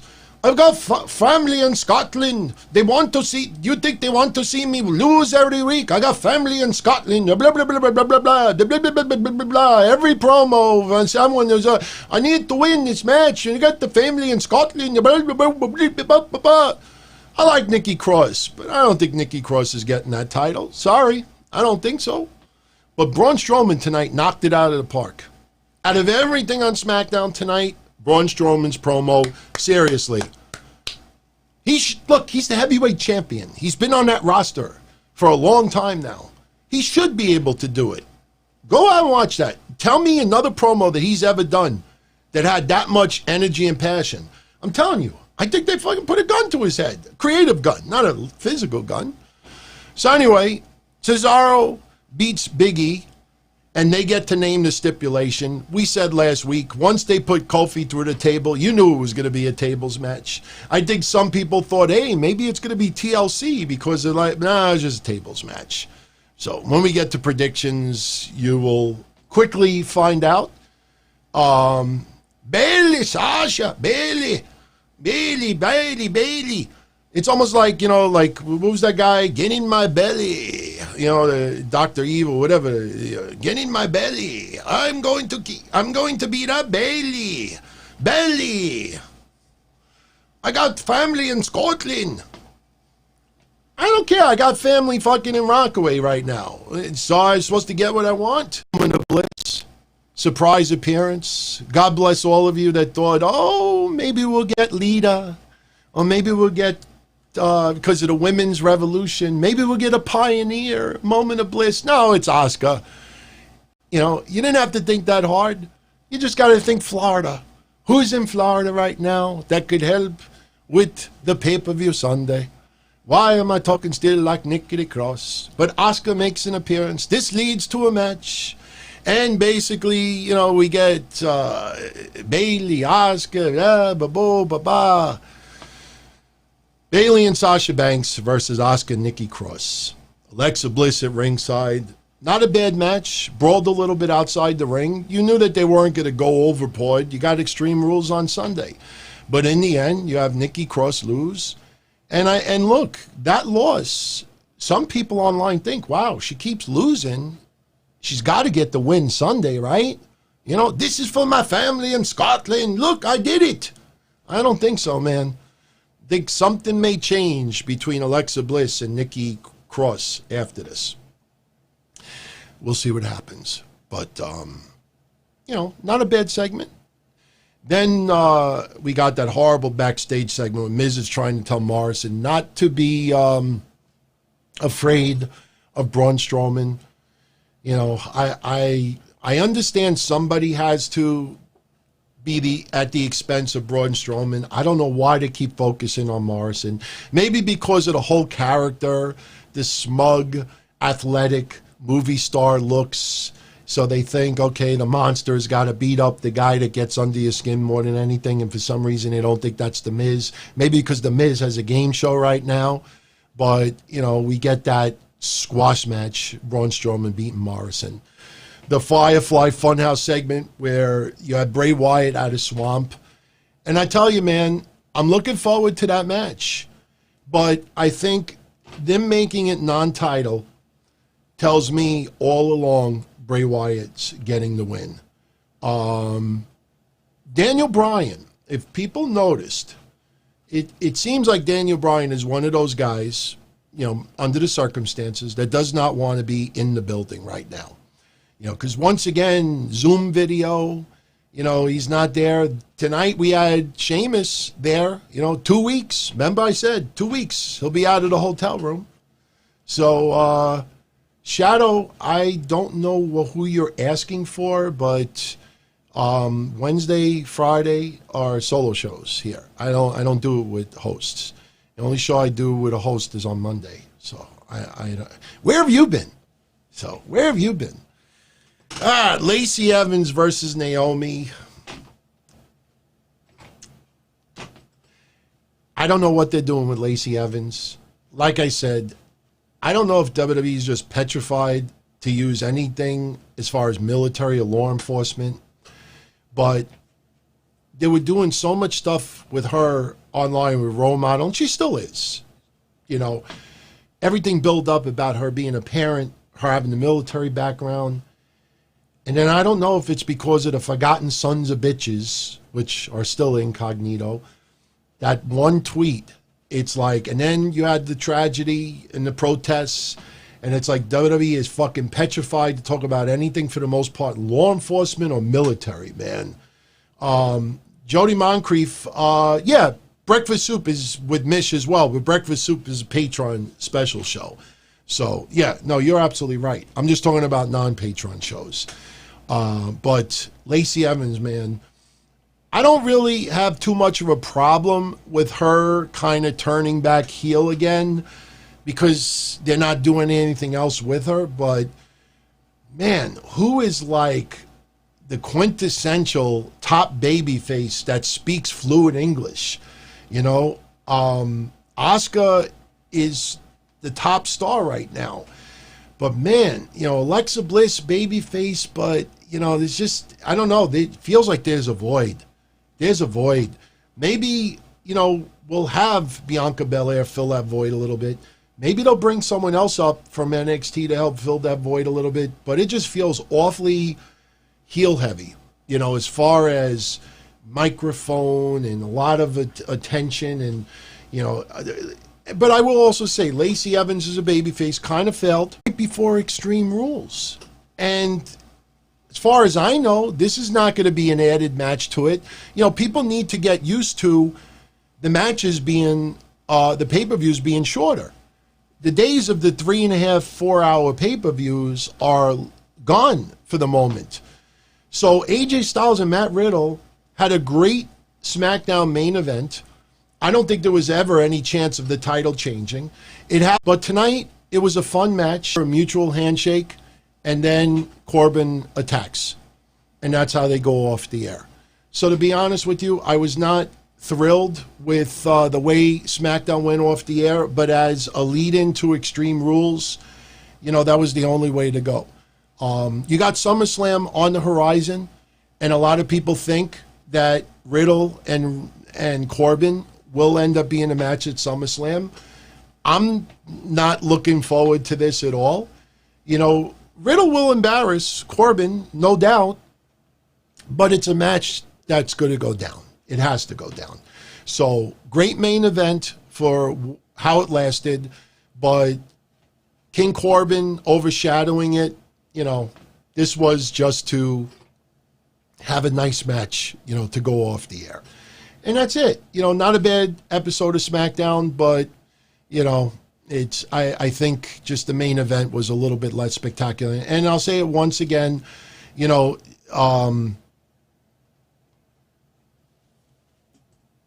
you have, you know, the pay-per-view Sunday, and there's a lot of names notably missing from it. I don't think we're going to have some of those names become a, you know, a dark match or a kickoff match or something like that. But it's just to lead into SummerSlam now. It was a fun night, but in a lot of ways, you know, it was less to be desired. But Braun Strowman's promo, I'll continue saying it, that stood out to me more than anything else. Daniel San says Lacey could be huge if booked right. Yeah, some people have said that for a while, but you know, her military background is something very cool, you know, to have, but they don't want to focus on it. They don't want to talk about it. So, you know, that's pretty much, you know, we're going to get right now with Lacey Evans. Look, it seems like the format is still the same. 4 horsewomen, yes, some of them are out of action, and Asuka. That's what it feels like. Everybody else is filler. Where has Apollo Crews been? Apollo's been on Monday. What are you talking about? I know what you're saying. You know, they showed the graphic and everything, but I mentioned this 2 weeks ago. How do you bring out the new design of the belt and he's not the one to have it? I don't know why he's not on. I know there's 2 scenarios. He had COVID, or he didn't want to be around right now because of the breakout with COVID. There's no other excuse for Apollo Crews not to be on television to lead into Extreme Rules. There's no excuse for MVP to walking around with Apollo Crews' belt. And yes, I know they superimposed the belt on the graphics and this and that, but to show Apollo Crews smiling with the new title around his arms, but in storyline, MVP has the belt. I think that's a little bit messy, in my opinion. Thank you, James Edward, for the kind words. You know, once again, I'm not trying to take away viewers from any other podcast out there. You know, we could all, you know, spread the love around. I like doing what I do, and if you enjoy tuning in, that's what matters. So, with that said, we still got about 20 minutes. We got plenty of time. Let's get into Extreme Rules pay-per-view predictions. Right now, we have officially 8 matches. Some of them will be extremely short. It's going to be interesting if they rotate back and forth, you know, as far as the gimmick matches and the regular matches. But let's get into it. First off, the New Day defending the SmackDown tag titles against Cesaro and Nakamura. It is a tables match. And, you know, that's something that we all saw coming last week. And there's no doubt in my mind that New Day will retain. Cesaro, Nakamura, not bad as far as challengers for the belts, but the way everything was set up, putting Kofi through a table last week, setting up the stipulation for this week, it just feels the simple recipe for New Day retaining. We'll see what happens. Jeff Hardy versus Sheamus in a bar fight. I want to know what the over and under is going to be for the number of sugar bottles that will be broken over people's heads. We'll see if we get some cameo appearances from some people that we haven't seen in a while. But I personally think with this storyline, it being a PSA, and them focusing on the fact that at the last pay-per-view, Jeff Hardy lost, I think there's no question in my mind Jeff Hardy wins the bar fight. And if you remember, the last pay-per-view, which was Backlash, I predicted every match correctly.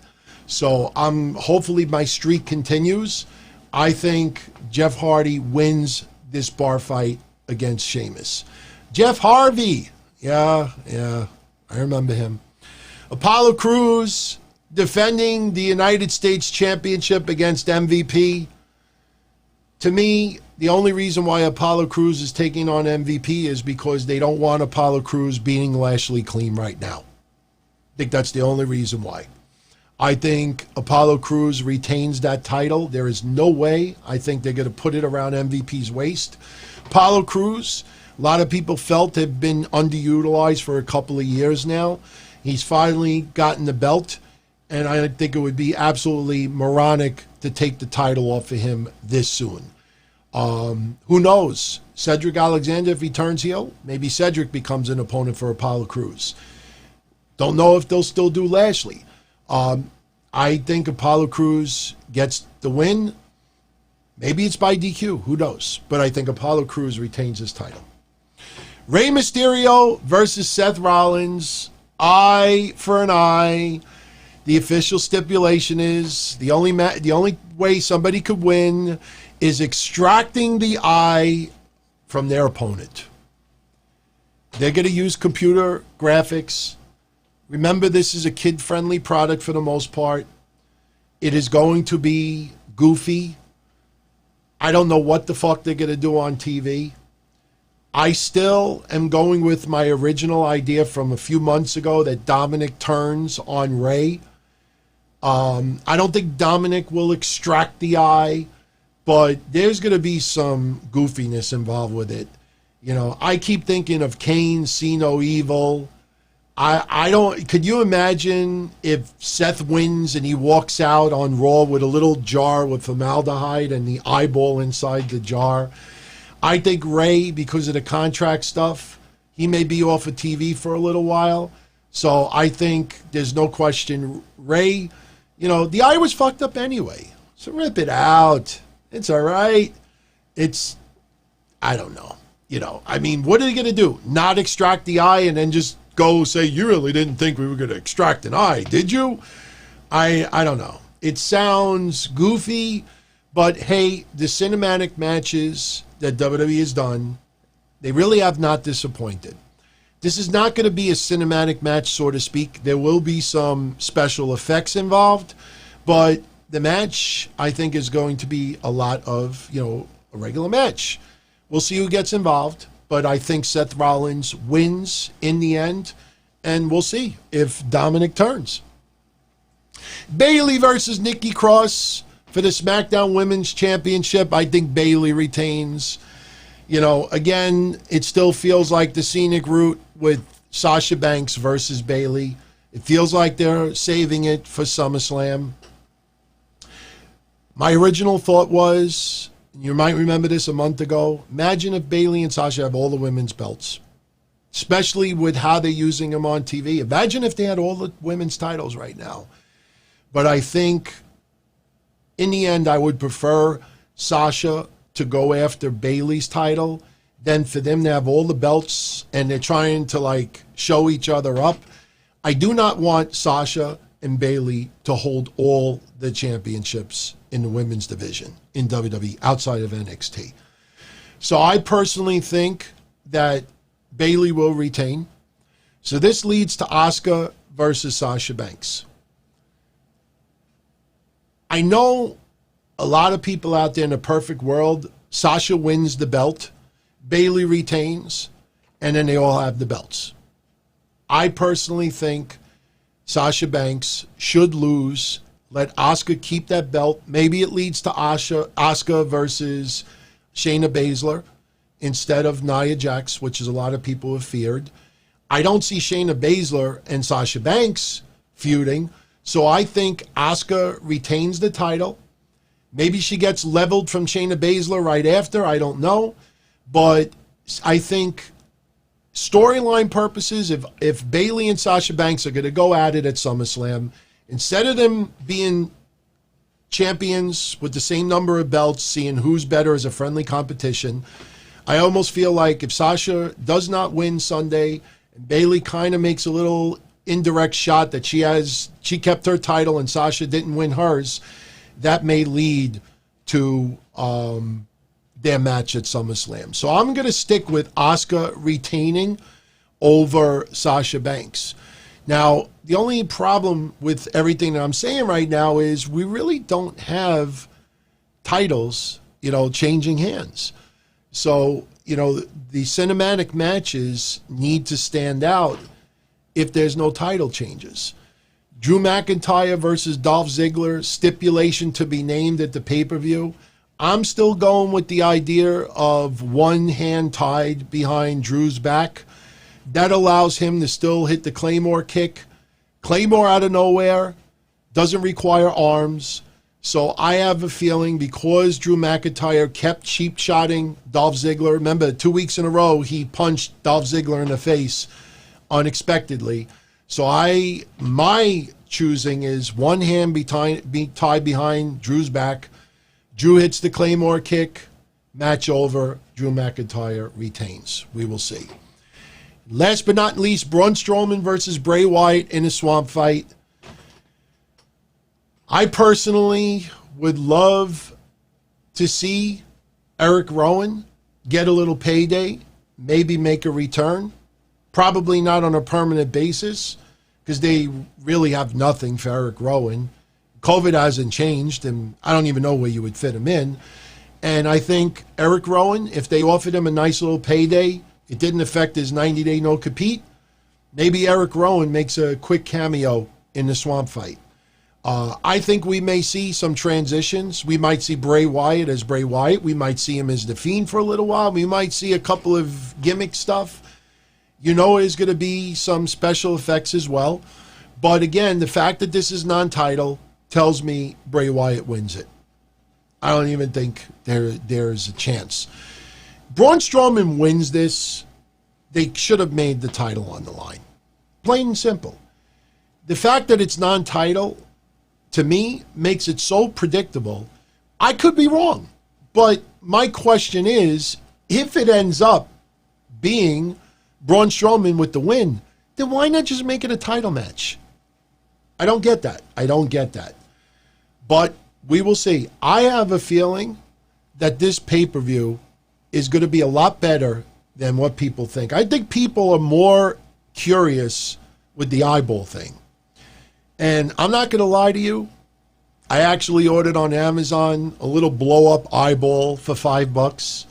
Even though I'm on keto, I found these like candy eyeballs, and I'm actually going to put one on and I'm going to pull it out and eat it. I'm going to have the glasses with the eyeballs drooping. So, I might not use any of it. They're all cheap props. They're like $3-4 a piece. When I get it, if they suck, I won't even use them Sunday. And I got to give a shout out to Shaheen. He did some beautiful graphics for me for Sunday. I will post it on YouTube tomorrow. So before we go, we have a couple other things to get into. Still have, I'd say, about 13 minutes or so. Let's see what we could get into. Oh, shit. We didn't even do the history stuff yet. Oh, and we didn't even do the ratings. So let's talk about the ratings first. And then we could spend the last 10 minutes talking about the history show. We don't really need to get into crazy amount, but enough. I think people will enjoy. And if it goes a couple of minutes over, it goes a couple of minutes over. So this week in the ratings, let me pull up the quarter hours. AEW kicked NXT's ass. Plain and simple. I'm not going to repeat everything I said on Wednesday, but the bottom line is that the match placement for NXT Wednesday was less to be desired. And I think NXT, I think they realized with Mox versus Cage, even though they didn't know how the match was going to go down, I think they knew there was no chance that they were going to compete with that match. So they gave us Shirai and Tegan Nox as a main event. I was not interested in that match, even though Io Shirai is a great champion. Happy birthday, Larry Rovers. So, why not? The quarter hours did. I think you'll find some of this fascinating. First of all, let me tell you what the biggest increase for any quarter's ratings that took place this week and what was the biggest decreases. So, overall, AEW scored 788,000 viewers. NXT scored 631. Big step back over Great American Bash. No fear, though, because a lot of storylines are still intact, but some of NXT was just, unfortunately, not all that interesting. Now, Moxley versus Cage had the biggest increase of the night with ratings.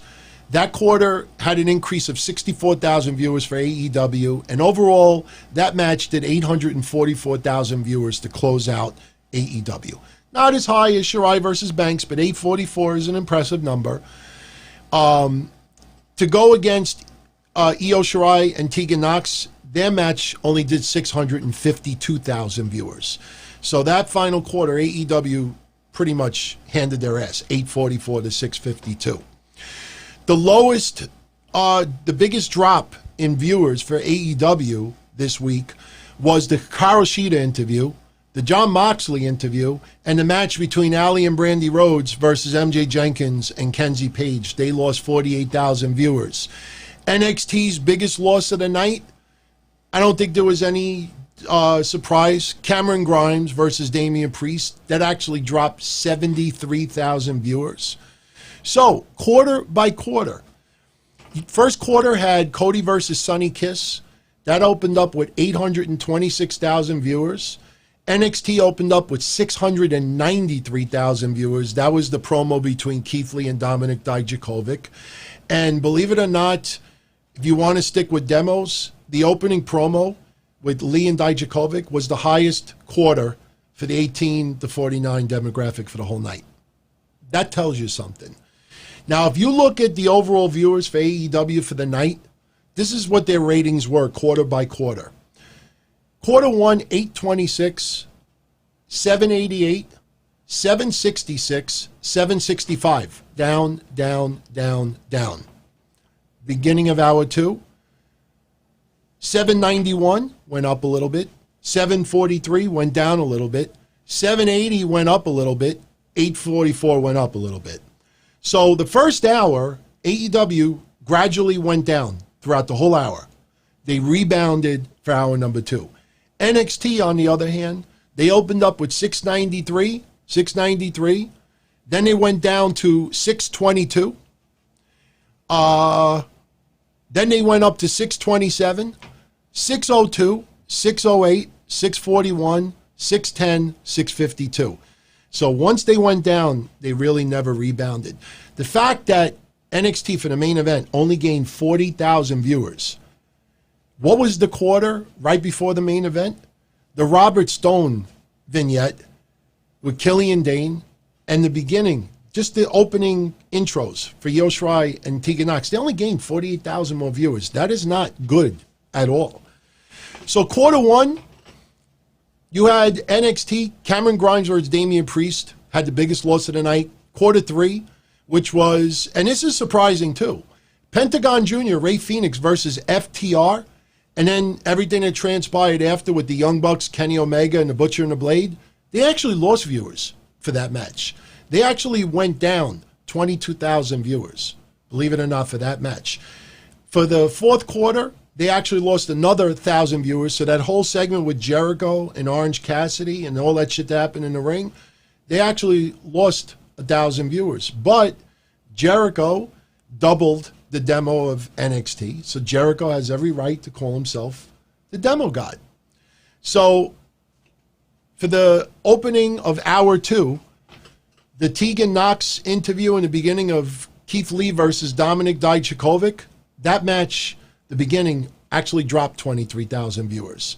The remainder of that match, they only gained 6,000 of it back. So overall, Keith Lee versus Dominik Dijakovic lost viewers compared to the third quarter, which was the Timothy Thatcher vignette and then the match between Shotzi Blackheart and Indy Hartwell. That says a lot, because I know a lot of people are really behind Keith Lee, as I said for many weeks when I started Wednesday Night Dynamite. Keith Lee is my favorite wrestler in NXT. That's changed since then. Now it's a toss-up between Karrion Kross and, oh shit, oh my God, I'm drawing a blank. Oh man, it's late over here. I get these brain cramps. You know, the one that Velveteen Dream was fucking around with, the artist. I'm drawing a blank. Holy shit. Come on, somebody bail me out. You know, oh, fuck. Holy shit. You know, this is where it gets embarrassing, because there's like a 7 or 8 second. Dexter Lumis, thank you. Dexter Lumis. I'm thinking Sam Shaw in my head, and I'm like, what, wait. Ugh. Tip of my tongue. Dexter Lumis. Dexter Lumis right now edges me over. That doesn't sound all that appropriate. But Dexter Lumis is my favorite. Karrion Kross, close number 2. Dexter Lumis is still my favorite. Dexter Lumis is on Cameo, by the way, if anybody's interested. Just figured I'd share that. So that's pretty much your ratings breakdown. The Dominik Dijakovic angle with Karrion Kross and Les Thatcher versus Denzel DeJournette. NXT should be very proud. That quarter went up 33,000 viewers. That followed Keith Lee and Dominik Dijakovic, and it actually gained viewers. That's impressive. That's very impressive. I still think Jerry Lawler draws better, but Dexter Lumis is extremely talented. I was pleasantly surprised to see that Dexter Lumis actually draws that artwork. That's fabulous. Fabulous. Definitely thought that was so cool, man. So, I know Taz made some statements online defending him throwing the towel in for Brian Cage. People wanted my comments on it. I'll say it plain and simple. What do you expect him to say? Oh, you know, everyone, I made a stupid mistake. That was horrible. That was dumb. That was ridiculous. I shouldn't have done it. What do you expect him to say? Seriously. When I see people making a big deal about what Taz said, defending it, my answer to you is, what could he have said? It's the only thing he could say. It's not a big deal. It's not a big deal. Like I said, what bothered me was that he threw in the towel, fearing that Brian Cage would have the bicep injury again, and then Cage is on the rampway, and he's not selling that his arm just got all fucked up. He doesn't have to stand there and go, ouch. But that, to me, was even worse. For those that are into the Cauliflower Alley Club and the reunion shows, they were supposed to have the 55th reunion show this September 21st to the 23rd. That has been postponed until April 21st through the 28th. I am now a proud lifetime member of the Cauliflower Alley Club. Even though they haven't put my name up yet, show DT a little respect. I'm kidding. I am a lifetime member now, and I definitely invite anyone out there, support the Cauliflower Alley Club. Especially some of your favorites will definitely depend on them years from now. So my membership was way overdue. So for anybody out there, you might want to check that out. Kenny Omega, and you know what? It looks like we are going to go overtime. You know, look, there's not going to be a plethora number of people at the 12:05 hour that are going to be pissed off at 12:05 a.m. saying, oh, the show's cut off and this and that. So we'll go like an extra 15 minutes. If you let me take a slug and you hit the like button, we'll go a little bit over time. You're enjoying it. Plus the history. I got a lot of stuff. Today's the 20th anniversary that the Right to Censor was created. Come on. I love that fucking storyline right now. It pisses me off that Joey Ryan, the shit that ended up being revealed, because I thought he could have done a real good right to censor storyline. And today's the 20th anniversary. You seen anybody talk about it? Nope. Nope. Kenny Omega did a great interview with CBR.com. It's a comic book website. If people get asked me what does CBR stand for, it's Comic Book Resources. And they were talking about the AEW video game. It's still in the preliminary phase. They haven't designed it yet. It's still in talks. People, I think, jumped the gun. Yes, we're in COVID, but COVID should not really prevent a game from being developed. You know, people still work now, but it's still in the preliminary phase. And they were asking Kenny Omega about the gameplay. Now, anybody that follows my shows know that I'm really looking forward to WWE Battleground. I used to love doing Create a Wrestler, doing the, like the GM stuff, baseball, out of the park. I love that game. Now I don't play it no more. I don't like buying cards. But me, right now, I want to play easy arcade-like games. And Kenny Omega, this may not please a lot of people, but I absolutely love it. Kenny Omega is no way saying that this will be the brain of the game. No way is this going to be the gameplay of the game. But in this interview, he brought up WWF WrestleFest, brought up WWF No Mercy, WrestleMania 2000, even virtual pro wrestling. And he said that what he wants in this AEW video game is that if you have a friend come over, and I'm just simplifying it, but if you have a friend come over and you hand the joystick over to your friend, play the game, and the guy knows nothing about the game but is a wrestling fan, you want to be able to pick up the joystick and be able to start playing right away. Easy, just the playability to be easy and fun. He still wants to create a wrestler, and there's definitely things that you can do besides that. But Kenny Omega, he comes across that he wants it to be more like, I don't want to say Street Fighter type game, but more arcade-ish. And I know for some of you out there, WCW NWO Revenge, I used to love playing that game. Some of those games back in the day, man, I have inside a little arcade game. I think I might have showed you pictures of it before. It's got like 40, 50 games built in. It looks like a regular arcade game with the joystick and everything. I turn it on. I play Miss Pac-Man, Dig Dug. I like playing the simple games. I like games where you can just pick it up, just have fun with it. You don't have to study guides. I know some of these games you have to really, really learn or you get your ass kicked. But I love the idea of just doing a simple game, great graphics, no glitches, fun gameplay. Sure, it'll have some elements. I want to feel like I'm Tony Khan. I want to feel like that I create, I think Smackdown Shut Your Mouth. That was another one. Here Comes the Pain. Did anybody go back on Wayback Machine's website? Go to Wayback Machine. What year did Smackdown Shut Your Mouth come out? Or Here Comes the Pain. What year did Here Comes the Pain come out? Go to Wayback Machine and type in wrestling-news.com. And someone will put the year up in a second. A little 8-second delay here. But you go back to Wayback Machine. Pull up my website for that year. 2003. Thank you, Anthony. You go back to my website, type in 2003. I had a whole gallery of creator wrestlers. And believe it or not, you could still click the links and see all the creator wrestler galleries. You want to see something cool, go to Wayback Machine and type in wrestling-news.com and see what you see. Doing a creator wrestler gallery, having Tombstone Radio where I was playing wrestling themes 24 hours a day, 7 days a week, 365 days a year on Live 365. It was awesome, man. I loved doing that stuff back in the day. Of course, now it's not the same. 2002, 2003.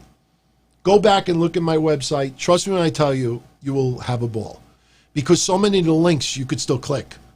And you'll get an idea of what my website was like at that time. I had my website since, I think, 1999 or 2000. So, believe it or not, I got my website over 20 years already. So, go check it out. But I love the idea of this having easy gameplay. I think that is the formula for success. I think casual fans, especially with all the crazy shit that went on with the WWE games recently, and I'm telling you, Battleground is going to be a sleeper hit. You know, a lot of people out there think it's goofy with the alligators. I think it's going to be one of the best-selling WWE video games of all time. People think I'm nuts right now for saying that. They're like, are you crazy? It doesn't even feel like right. I'm telling you. Trust me, I feel it. I don't know why.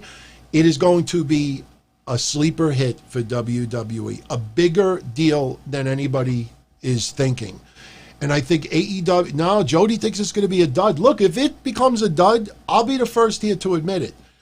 But I could tell you, and you have to look at it like this. Oh, Mickey Mihooks, yes. Oh, yeah, Anthony Diaz, that's true. If you're above the age of 18 and you go on Wayback Machine, I used to have a gallery with lots of nude divas. And Mickey Meathooks was one of the new divas. And remember Jamie Colby? Remember the first ever Diva Search winner? You remember the controversy? For those that don't know, since we're going to get into the history segment right now, back when Jamie Colby was the first ever WWE Divas winner, I was the only website posting nudes of women in wrestling.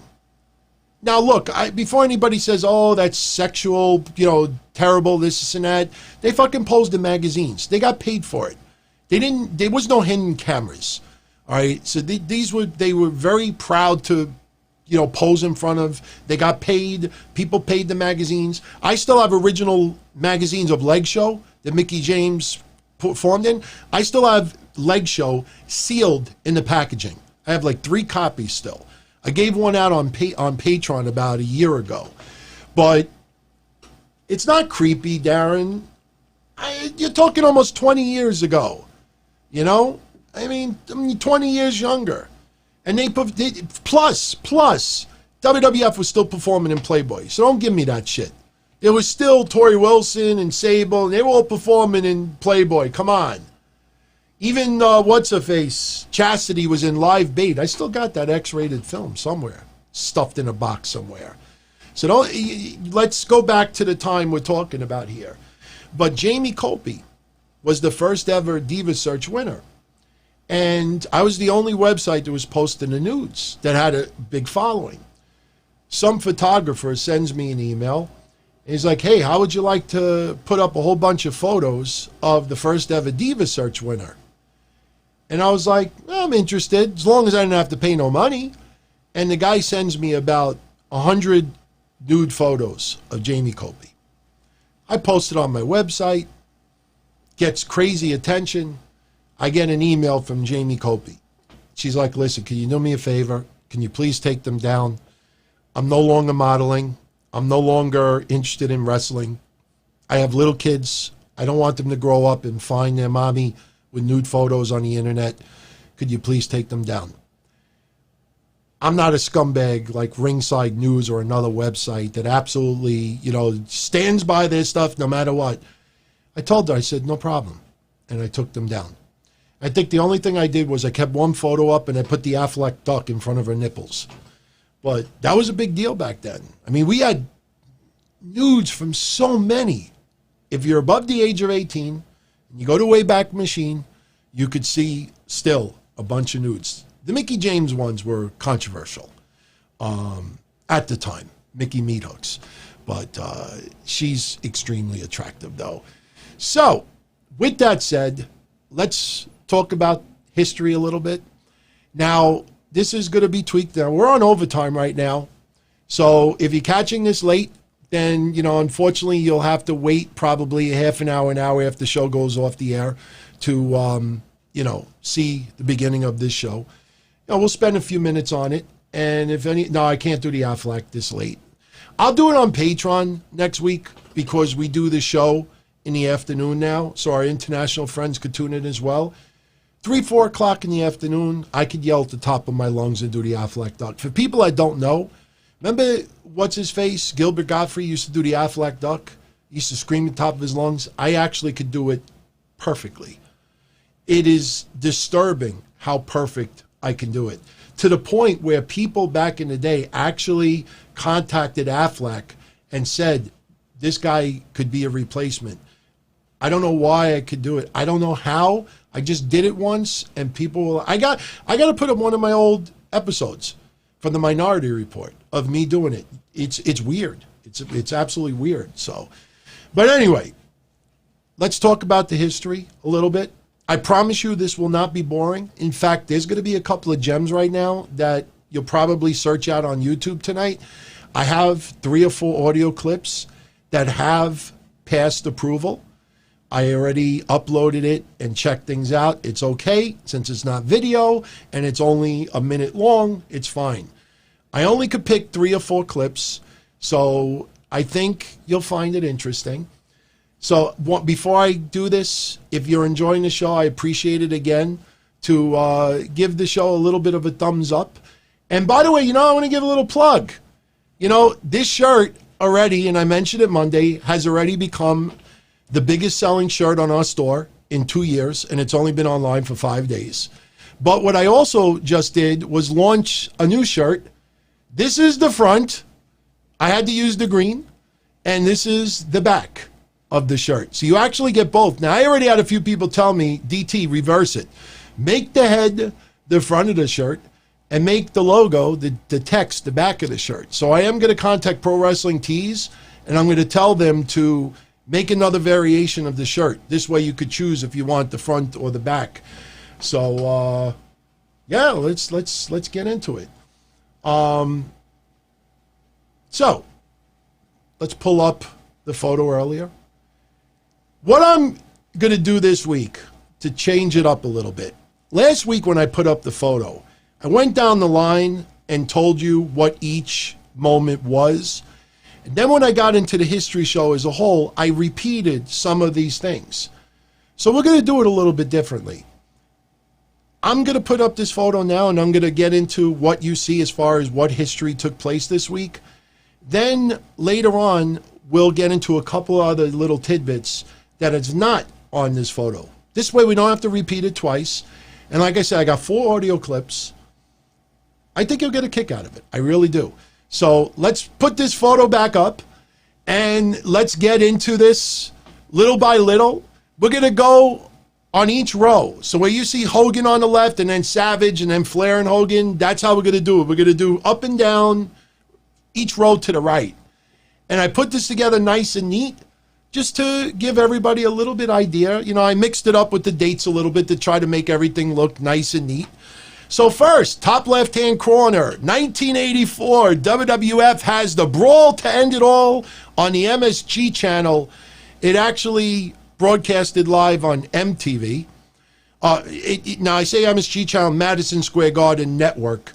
This was an MTV special, but it took place at Madison Square Garden, and we also got to see it on the MSG network.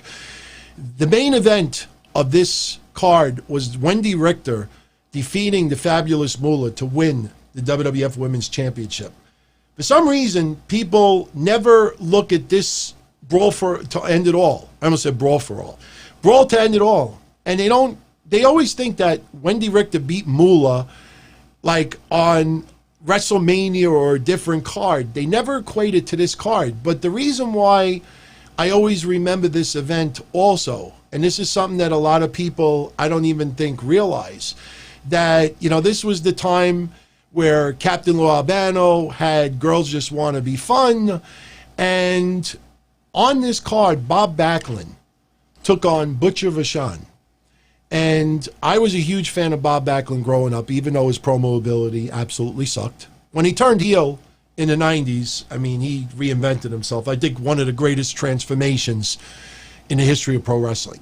Bob Backlund being the quintessential babyface and turning into that maniac in the 90s is one of the greatest heel turns in the history of wrestling. I know some people may think that I'm absolutely moronic for saying that, but trust me, never ever in a million years did I ever think bland babyface Bob Backlund could turn into that nut job that he did. And he was brilliant with it. But this card, Brawl to End It All, that was Backlund's last match at MSG until 1992. He was leaving the WWF. And so he was on his way out. And I think the crowd knew that he was on his way out because from what I remember, they gave him a nice ovation once the match was over.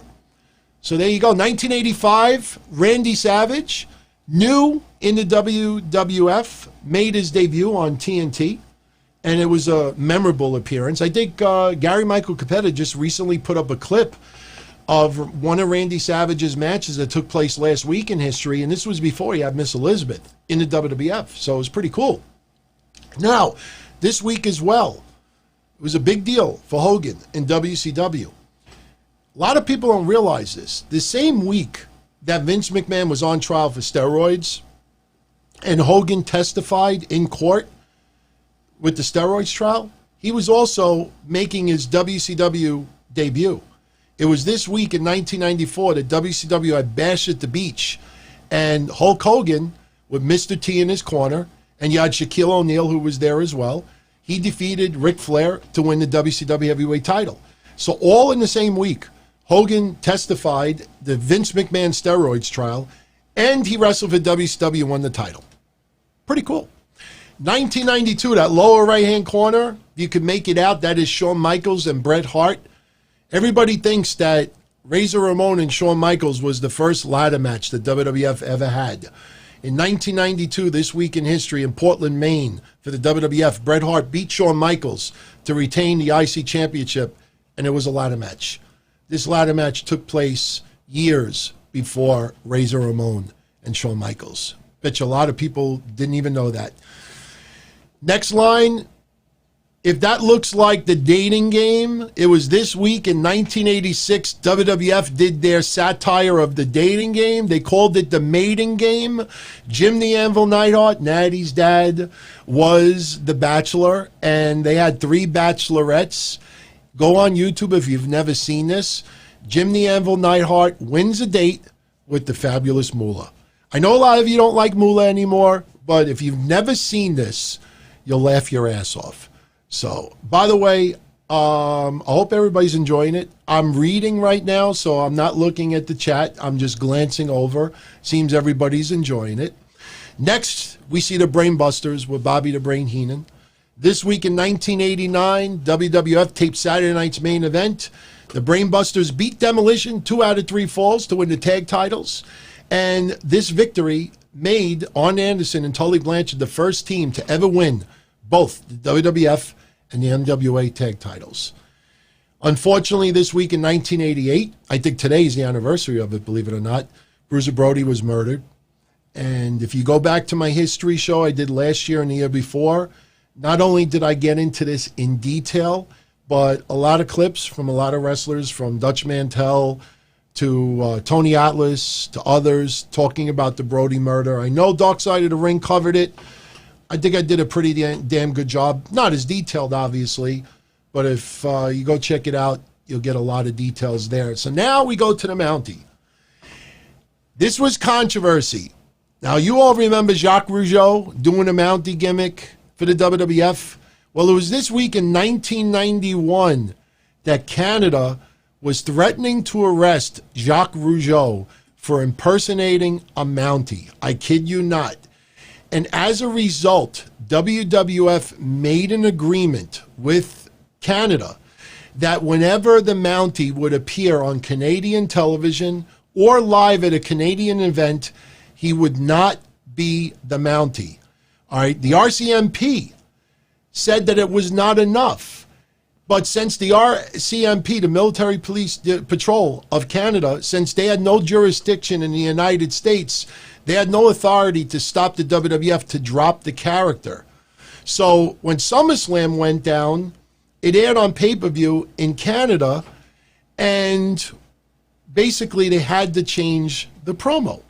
So what I have for you right now, for your, well, we can't say viewing pleasure, but your hearing pleasure, is I want to give you right now an example of the Mountie cutting his promo at this time within the United States. This is pretty much a promo that the Mountie was doing at this point in the United States.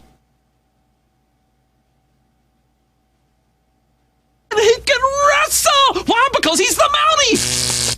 Okay, Jimmy, give him a cue. Okay, everybody! Bum-ba-bum, bum-ba-bum, bum-ba-bum-ba-bum. I'm the Mountie! I'm handsome, I'm brave, I'm strong. Sailor! Who do you think you are? Coming out nationwide and telling people, commanding people, and ordering people around. You are nothing but a sergeant. And you remember that. In my country, you'd be nothing but an hostage. I am the Mountie, I'm Law and Order, and I'll show it to you one more time. So that's what the Mountie was doing in the United States. So now, with Canada threatening to arrest Jacques Rougeau for impersonating the Mountie, WWF would have to do special vignettes like this. Bob Backlund, 43 years old, baby, coming out of retirement to step in the ring with a Mountie. You know, at one time, Bob Backlund, we know you were the WWF champion, a great one. But this man has great credentials, too. His sister was a wrestler, his brother was a wrestler, his father was a famous wrestler. And you're going to beat him? No way, Davey. And I am a famous wrestler.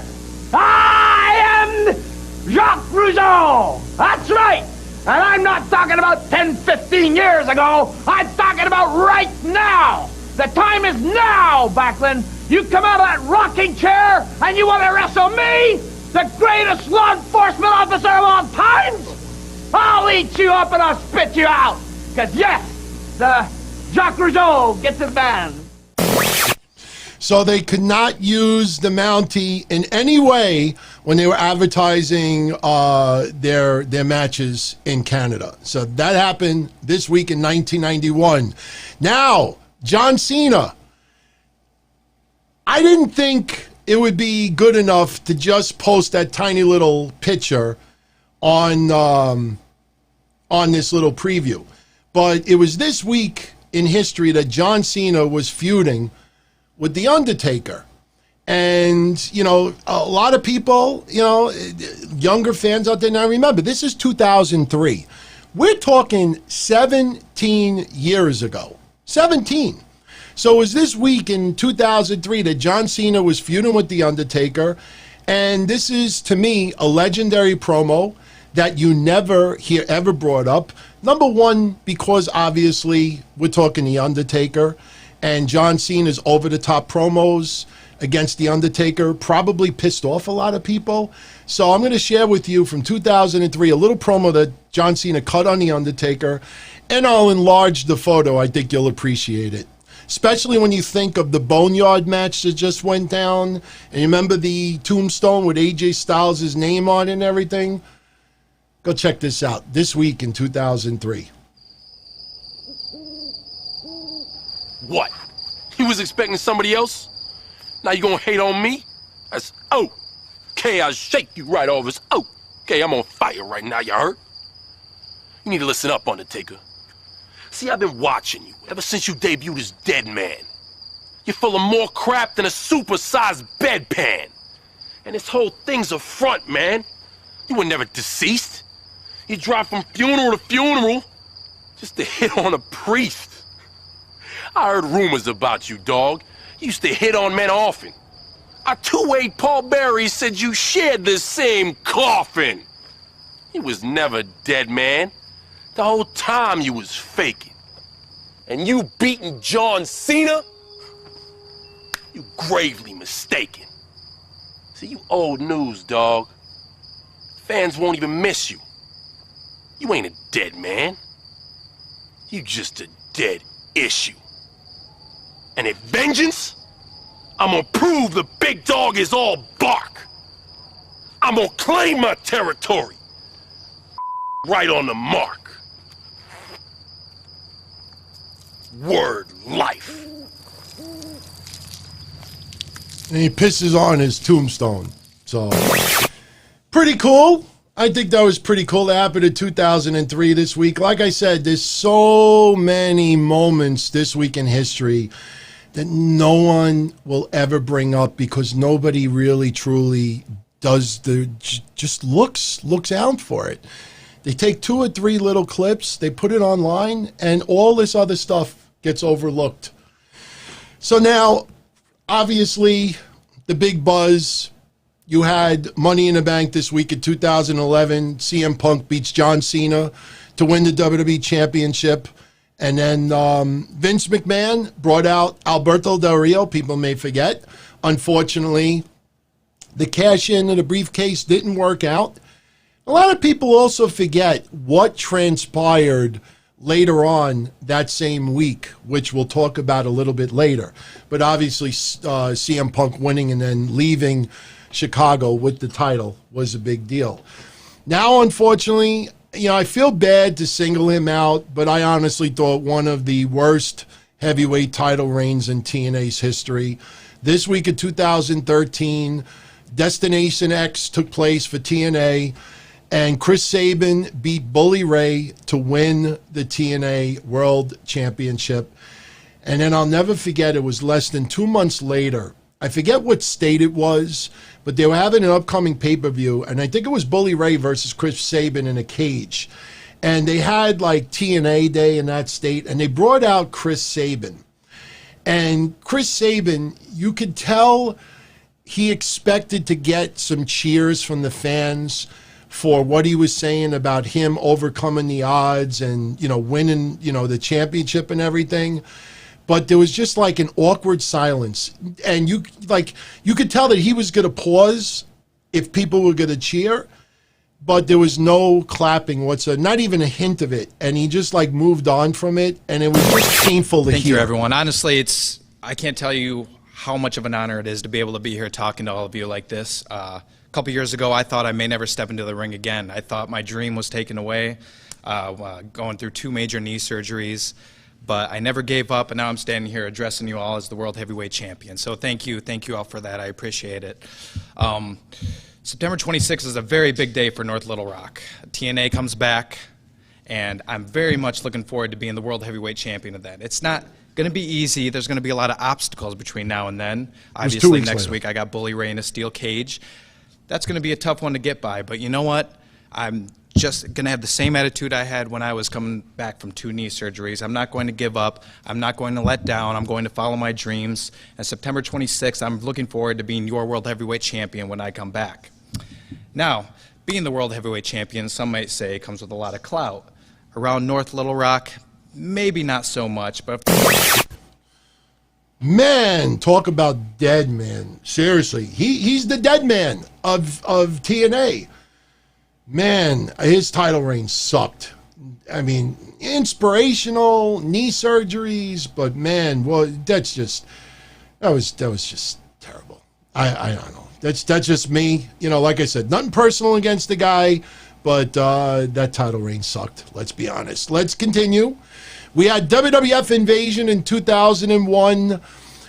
Anybody that goes back with me knows I have defended this pay-per-view since 2001.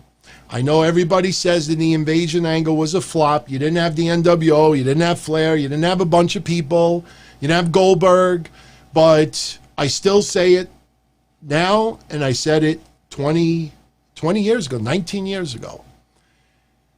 Everybody knew what the matches were going into Invasion. Everybody knew that Team WCW and ECW was going to be Booker T, Diamond Dallas Page, the Dudleys, Rhino, and then the opposite side was Austin Angle, Jericho, Undertaker, and Kane. Everybody knew Sean O'Haire, Chuck Palumbo was taking on the APA. Everybody knew that Lance Storm and Mike Awesome were taking on Edge and Christian. There was no surprises. We knew who was competing on this card.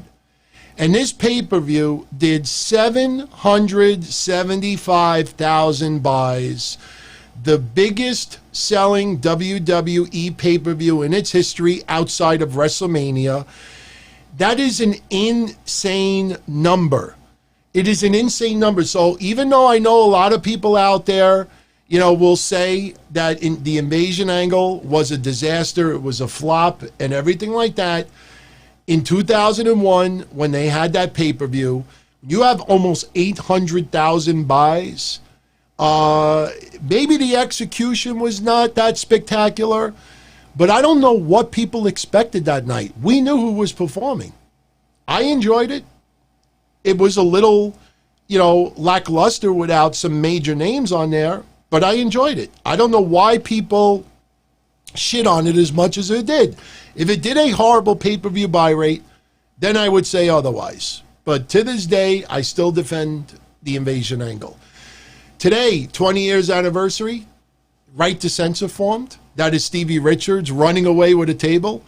No naked divas, no topless, no bra and panties matches, no hardcore. You had Ivory, Bull Buchanan, The Good Father, Stevie Richards, Steven Richards, and some others. 20th anniversary, the Right to Censor formed today. They did some vignettes before today, but today is acknowledged as the official date. Why is Daniel Bryan on his knees with AJ Lee? It was this week. It might have even been today. 2012, we had the last 2-hour episode of Monday Night Raw. And after AJ Lee teamed up with Daniel Bryan to beat The Miz and Eve Torres, Daniel Bryan gets on his knees. The fans are chanting no. AJ Lee is there choked up, and Daniel Bryan proposes to her. And she said yes, they agreed to marry, and their wedding was going to be set up for Raw 1000. That happened this week in 2012. Right underneath that is Edge and Vicky Guerrero. It was this week in 2008 that they were supposed to get married. And then we had that infamous clip where I think Alicia Fox made her debut on WWE television for the most part.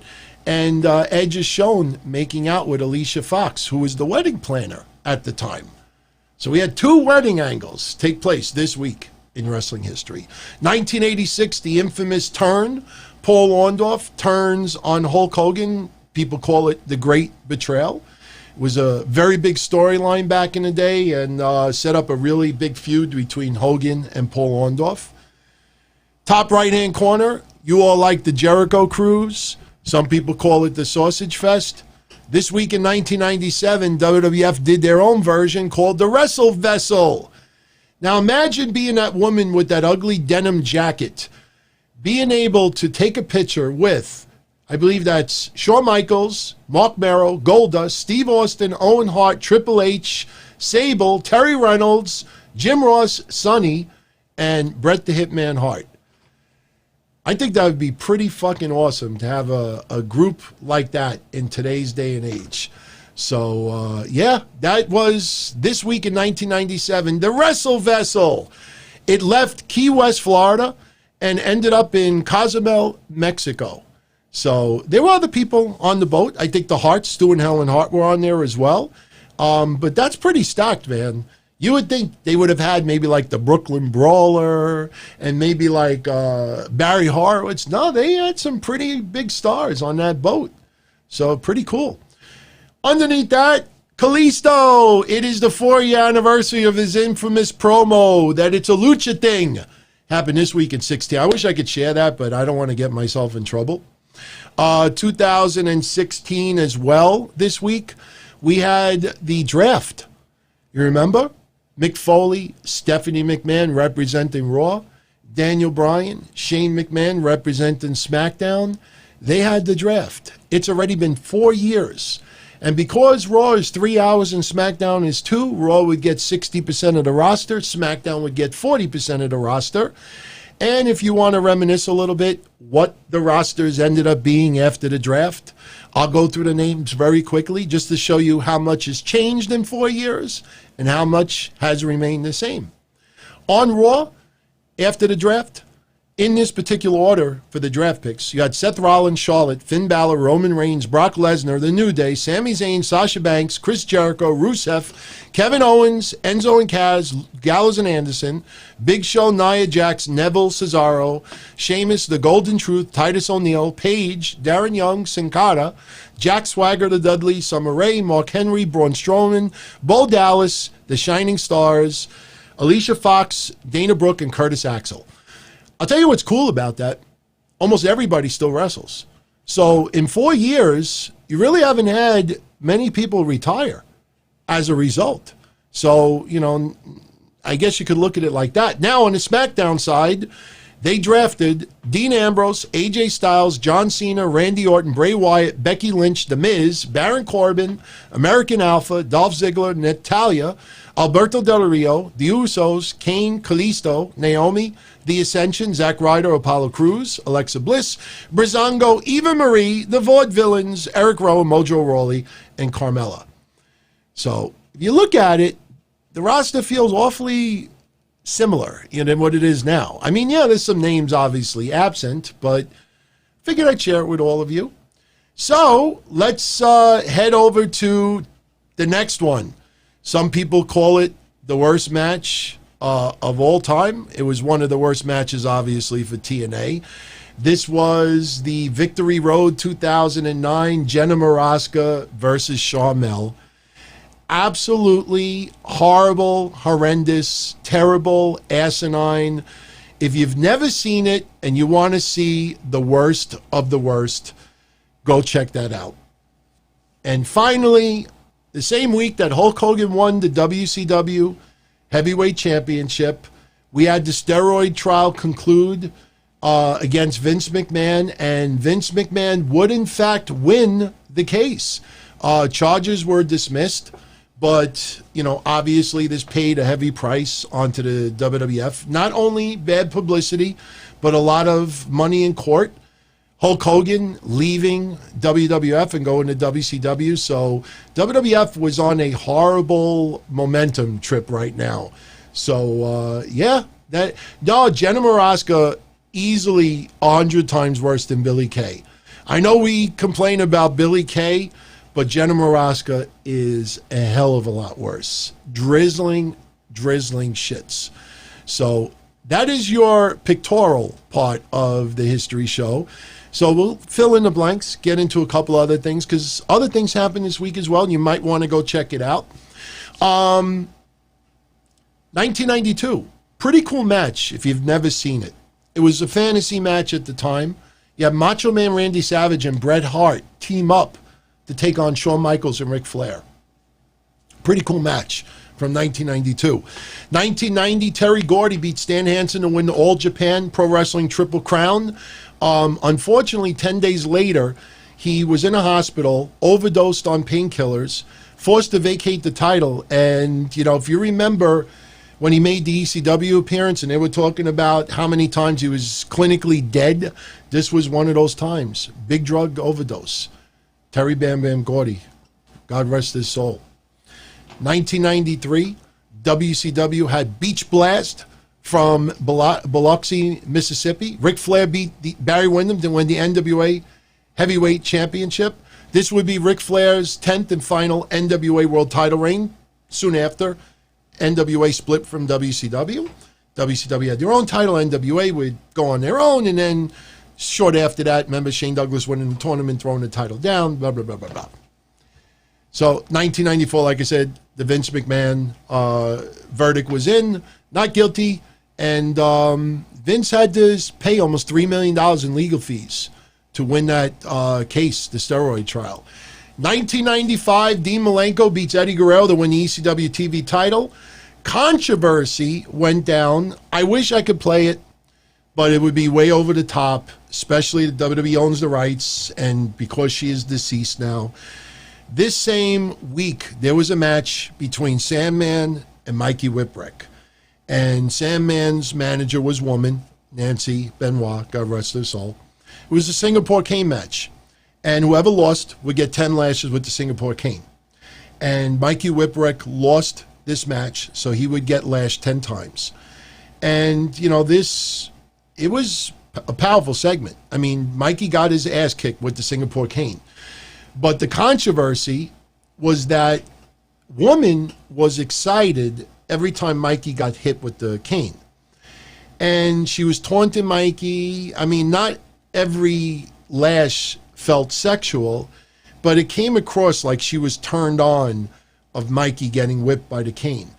To the point, I know it sounds a little ridiculous now, but it was a big deal because of that match. The Sunshine Network, a lot of you may remember MSG Network, Prime, and others that aired ECW late at night, you know, when we used to watch it back in the day.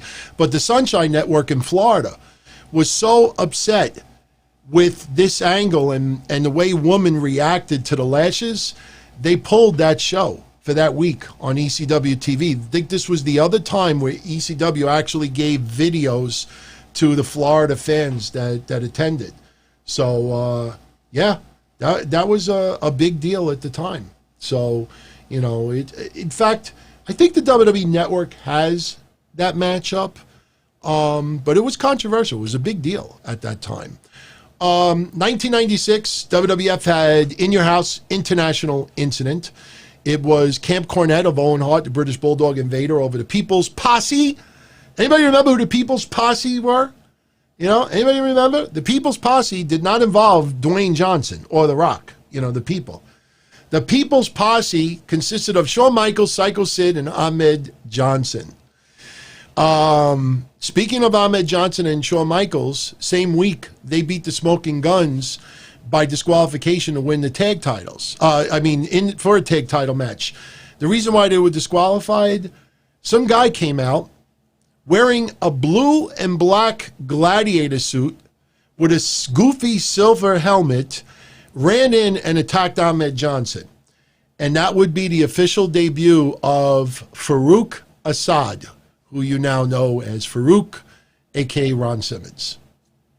If you've never seen his original outfit, I guess they were thinking of like Spartacus or some Roman god. It did not look good. Yes, go look it up. Anthony, go check it out. Farouk Assad, debut this week in 96. This week in 97, ECW had Heatwave 97 from Philadelphia, Pennsylvania. Jerry Lawler, RVD, and Sabu was taking on Rick Rude, the Sandman, and Tommy Dreamer. Went to a no contest. Rick Rude turned on his team. And this was the one and only appearance pretty much for Jerry Lawler, other than when he showed up that time and hit Tommy Dreamer with the Singapore cane. So that happened in 97. 99, ECW had Heatwave 99. 2000, WCW had a live special Tuesday Nitro, which was, you know, I don't remember what preempted Nitro that Monday, but they decided to do a Tuesday edition of Nitro. And Lance Storm, who had just debuted in WCW a month earlier, he actually won, which title did he win this time? Because remember, he had 3 belts at the same time. He got the U.S. title, United States Championship. It was a tournament. Lance Storm won it. He would end up holding 3 titles at the same time. 2002, Vengeance. The Rock defeated The Undertaker and Kurt Angle in a triple threat to win the WWE Championship. This week also, 2002, Triple H turned on Shawn Michaels, turned on DX, and that started their feud. We had RVD over Jeff Hardy in a title-for-title ladder match to unify the IC title and European title. European title was finished after this. This week in 03, it was an infamous moment on SmackDown, big food fight, where you had Stephanie and Sable go at it. This would lead to their match at Vengeance. This week also, Kane gave Linda McMahon a tombstone pile driver on the stage on Monday Night Raw. You may remember that. She actually sold it really well. If you want to go check that out, check out Kane pile driving Linda McMahon. She sold it really good. The pile driver looked great. 2007, the Great American Bash went down. One of the matches that a lot of you remember was Randy Orton beating Dusty Rhodes in the Texas Bull Rope match. John Cena over Bobby Lashley to retain the WWE Championship. Edge would have to forfeit the World Heavyweight Championship because he had a torn pectoral muscle. And Great Khali won a 20-man over-the-top battle royal on SmackDown to win the vacated WWE Championship, the World Heavyweight Championship. Think about it. You go from Edge to the Great Khali. 2008 Great American Bash.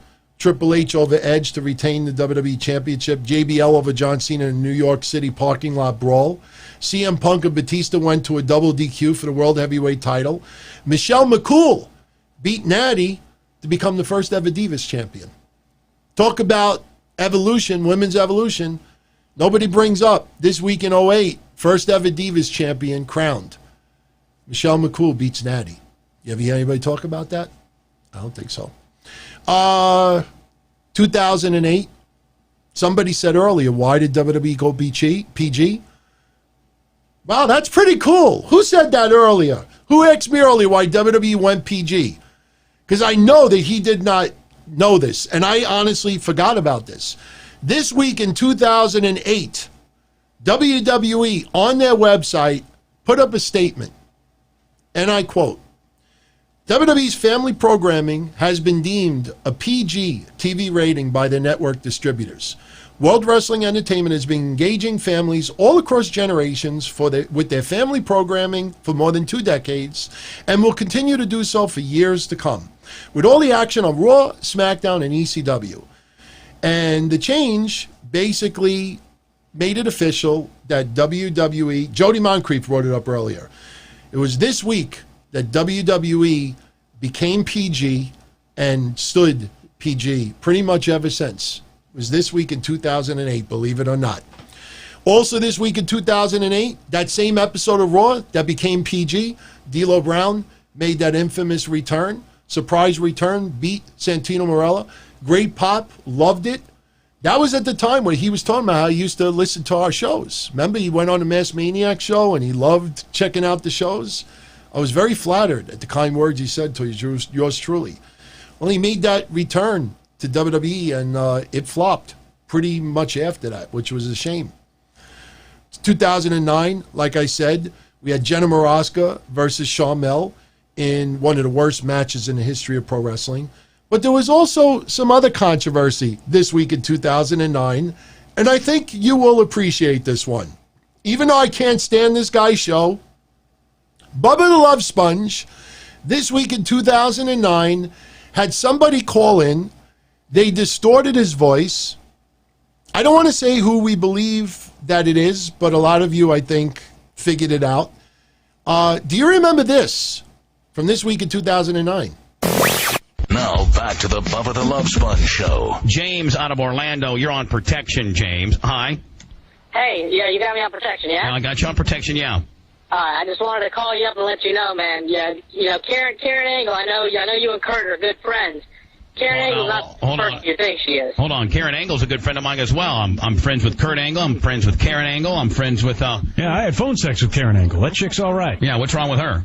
Well, I don't think she's the type of person you think that she is, man. There's I work. Well, I don't want to get into it too much, but she's actually living with Jeff Jarrett now. Her and the kids are living with Jeff Jarrett, and Dixie is. Oh, hold on. Whoa. Jeff Jarrett as in Jeff Jarrett. Well, first of all, her and Kurt, I think, are divorced. But you're talking about Jeff Jarrett as in... like the wrestler, part owner? Yes. Yeah. Yes. And Dixie is upset, man. I mean, she's... You mean Dixie Carter?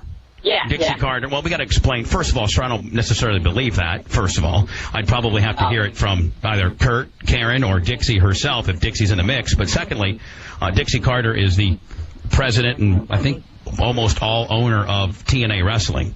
And so, sir, what do you work close to the situation, or I mean? I work on the lot for TNA. I don't want to say anything more than that. Well, now, what kind of, so how? Jesus, as you can tell, I'm kind of locked up on the deal. First of all, sir, I don't know this to be true. Oh, it's true. And then, secondly, it's damn true. How in the hell could Kurt work with Jeff Jarrett if that's indeed the truth? Yeah, that's what makes the story sound off. Well, I don't know how much longer Jeff Jarrett's going to be with TNA. And Dixie's upset. She's talking about buying him out or maybe firing him. Wow. Oof. Now, is this a thing that's been just recent, or is it has it been long going, or how can I verify this, sir? Now, I can't say that this was happening when she was with Kurt or that this led to the divorce or anything. This is something I just personally found out about.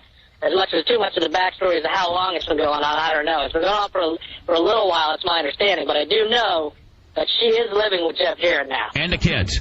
And the kids, absolutely. Oh, my God. I hope. So I just said that gives you something to think about when you think about Karen Angle. Sir, thank you for your call. But I got to hope and pray that this is not true. I've got to try to say that this is not true. Yeah, I hope not. I mean, that's... she is hot, though, Spice. I will tell you that. Smoking. But it's kind of a dick move on Jared. Yeah, if it's true. Yeah. Well, I mean... And then if Kurt's mad, well, maybe Kurt's not mad about it, though. Maybe he's like, I could care less. Yeah, but I mean, maybe the guy's making a bigger deal about it than. Yeah, but even if Kurt doesn't care about it, there's still got to be a little piece of you because I mean that's still pretty fresh. They didn't break up that long ago. No, not at all. Hold on. Are you gonna call him? Yeah. I might as well call him. I don't remember this part. TNA's got a big pay-per-view this. Got to cut off soon. Oh, yeah, TNA does got a big pay-per-view. On Sunday. We got a guy named Matt Morgan coming into the studio. From TNA. He wrestles for TNA and Dixie. Matt Morgan. I don't remember this part, so. Why not call Kurt Angle? Right? You want to put him on the spot? Well, yeah, I'm going to put him on the spot big time, but, It'd be cool if they had Kurt Angle's voice. That'd be a fun phone call. I don't remember this. Oh, I know. Well, Hey, Kurt, you're live on the air. Guess what I just heard? What's that? Your call has been forwarded to an automatic voice message system. 41229. Yes, what'd you hear, Bubba? I heard your ex-wife, and... Tone. Please record your message. When you have finished recording, you may hang up or press 1 for more options. To leave a callback number, press 5. Hey, Kurt, it's Bubba the Love Sponge live on the air, and I just got a call from somebody that claims to work at the TNA lot over in Orlando that just made one huge allegation. So, I don't even know if I should say it on your voice. Should I say it? No, not on his voice. On his voicemail. Kurt, you got my number. You got my cell, my new 813 cell. Please call me ASAP. I just got to at least tell you what this guy... out of respect, I'm not going to tell you on your voicemail. I don't want you to be alarmed if you hear it, but it is very, very disturbing. Well, see, you can't throw that out there. And then what if he didn't get a hold of me? I mean, he's got your number. How is he not going to get a hold of you? Well, because I don't answer my phone. Just What if I'm working out or something? I want to get my prostate checked or something. And then you'll call him back. Kurt, somebody called my show and said that Karen Probably shouldn't say this. Kurt. Should I say it? No. Should I say it? I get in an argument with myself? No. Kurt, it's Bubba. You and I are friends enough that you know what, Kurt, I'm just... Shut the fuck up. I think that's enough. Look, I know it was controversial at the time. Would I do that, Dayhack? No, I wouldn't do that. Honestly, I wouldn't do that. Me and my friends personally, we always had a code that you never dated someone's ex. Pretty much everybody always stuck with that. But then again, at the same time, you didn't have too many opportunities where an ex would be interested in like a fellow friend. But, I'll tell you, even though that was controversial at that time, who remembers the match that went down after? Jeff Jarrett versus Kurt Angle in Jarrett's wife's corpse on a pole? You remember that stipulation? You remember Jeff Jarrett had his wife that died and all that? And they did that stupid stipulation between the two. It turned into such a horrendous storyline. Now, in hindsight, though, and I say this with 1,000% sincerity, Jeff Jarrett and Karen Angle, as far as we know, are still happily married. This is 11 years later. Good for them, and I mean that sincerely. Kurt Angle has remarried, and his wife is a star. She is an absolute star. She is awesome. I actually interacted with her a few times a couple of years ago. I still follow her on social media, and she really straightened Kurt Angle out. So I think in hindsight, this was probably the best of both worlds. Sure, I don't think I would ever want to forgive a friend of mine for not only going with one of my exes, but marrying them. But look, there's kids involved, and it's a weird situation. Plus, pro wrestling is a little bit, yeah, cloudy. I think Vince Russo did have his fingerprints all over that storyline, but those guys wanted to be part of it, and that was a garbage storyline. So there you go. 2010, Ron Simmons was inducted in the College Football Hall of Fame. 2011, as I said earlier, we had everything that went down with CM Punk winning the WWE Championship. Do you also remember the other stipulation? Because John Cena did not defeat Punk, and Punk left Chicago with the belt, John Cena was fired. Then they did that storyline. They did the tournament to crown the new champion. Because John Cena was fired, CM Punk left with the belt, so they did a tournament. And if you remember, Rey Mysterio beat R-Truth to advance to the finals to face The Miz for a new WWE champion on Raw.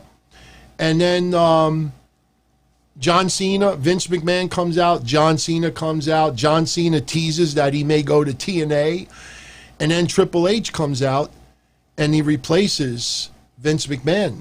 Vince McMahon is relieved of his duties. Remember the tears in the ring? The board of directors had no confidence in Vince McMahon. And then they had Rey Mysterio the following week beat The Miz to become the new WWE champion. And then at the end of the night, he lost the belt to John Cena. And then CM Punk would make his return. If you remember Comic-Con or whatever that comic convention was, that also took place this week in history. He confronted Triple H. And wasn't Rey Mysterio on that speaking committee as well? So I loved the whole storyline with CM Punk, but it was too fast. You had CM Punk win the belt, walk out of WWE, and then have a confrontation with Triple H at a comic convention, and then return all within like 2 weeks. And then Cena had the belt, and then it was titled. It was an awesome storyline that went way too quickly. They should have stretched that out another month. I think it would have organically felt a lot more powerful. But, this is one of my favorite storylines with WWE in the last 10 years. But it was rushed, in my opinion. Absolutely rushed. But that went down. And you know what's sad about all of this? Everybody focuses on CM Punk. Even though it was a bullshit win, we still always wanted Christian to be heavyweight champion. And in Money in the Bank, 2011, Christian won the World Heavyweight Championship after Randy Orton was disqualified for kicking him in the groin. Because the stipulation was that if Randy Orton was disqualified, he would lose the title. So, sure, Randy Orton only had the belt for about a month. Christian only had the belt for a month. But, everybody talks about CM Punk, but everybody forgets, Christian winning the championship. So that all went down in 2011. 2012, the Shine Wrestling promotion was created. Also 2012, we had, I think it was Raw 1000. 2014, CM Punk, who had already left WWE. Remember, he hosted the Alternative Press Music Awards and was on camera and said he would never return to the WWE. 2014 as well, there was controversy.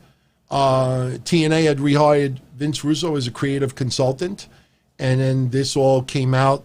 Remember, there was an email that inadvertently went to Mike Johnson that was supposed to be for Mike Tenay, and Mike Johnson, that troll piece of shit, published it, revealed everything, and caused all that controversy with Vince Russo and TNA. So, look, that's obviously, their fault for sending the email to the wrong person. But I know for a fact if that was me, I would have emailed them back and say, listen, you sent it to me by accident. And I would have shut the fuck up. This guy ran and posted it as news. That, to me, that's a snake in the grass, in my opinion. 2014 this week. Remember the week before, Stephanie McMahon slapped one of the Bellas who was ringside. I don't know, it was Brie Bella, it might have been. I don't remember which Bella it was. I don't really care. It was this week in 2014 where Stephanie was arrested. Remember that? The whole arrest? That's already 6 years ago. This week in 2017, Kurt Angle revealed that Jason Jordan was his son. I wish I could play the audio, but I am not allowed. And let's wrap up this history segment. Since Slammiversary is taking place in less than 24 hours, Slammiversary 2 years ago went down in Toronto, Ontario, Canada. Just want to give you the results, just to give you an idea how much Impact Wrestling has changed in 2 years. Johnny Impact beat Ray Phoenix, Taiji Ishimori, and Petey Williams in a four-way. Tessa Blanchard over Ali. Eddie Edwards over Tommy Dreamer in a House of Hardcore Rules match. Brian Cage over Matt Sydal to win the Impact X Division Championship. Su Yung retains the Knockouts title, defeating Madison Rayne. The LAX of Santana and Ortiz with Conan retain the World Tag Team Championships, winning a 51-50 street fight, defeating Hernandez and Homicide with King in their corner. In a mask versus hair match, Pentagon Jr. defeated Sami Callihan. And the main event for the Impact World Heavyweight Championship, Austin Aries retains, defeating Moose. So, interesting how much Impact Wrestling's roster has changed in 2 years. We brought up the WWE draft, which was, 4 years ago? And the rosters are almost the same. Some names no longer there, but almost everybody is still there. Impact Wrestling in 2 years. You look at all of those names that are gone. It's pretty amazing if you think about it. So with that, we are done. On the verge of 3 hours. There's a couple of things that I didn't get the opportunity to get into. I know Mike wanted me to talk about, my podcasting setup. We'll save that for next week. I'll email him privately and give him some podcast, but he isn't launching his channel yet, so there's no rush. But, I want to give everybody, because I get this asked every month or so, like, what equipment do I use and this and that. Maybe I'll do a separate video just to talk about some of the stuff that I use, software, hardware, and things like that. This way, if you ever want to launch your own YouTube and you want, pretty much the same formula that I have, I'll share it. But we're on the verge of 3 hours. I want to get out of here. Not only do I got to put this online, but it is already past 1 a.m. over here. I got to get myself some sleep. I've been up since 6:30. And enjoy Slammiversary. Enjoy Extreme Rules. I will be back Sunday night right after the pay-per-view to discuss Extreme Rules, and we'll save Slammiversary for next Wednesday. And join me Sunday night right after the pay-per-view. Much love, everybody. Hope you enjoyed tonight's episode, and I am out of here. Ciao. Son, oh my. It was fun to channel surf. It was kind of hard to do a little pocket pool after you hitting the last channel button 50 times for 2 hours plus. Son, oh my. And his whole idea of overanalyzing, he's an alcoholic and he misplaced the belt. And how could you have someone champion like that? Get the fuck out of here. Wednesday night. Dynamite. You can have fun. You really are.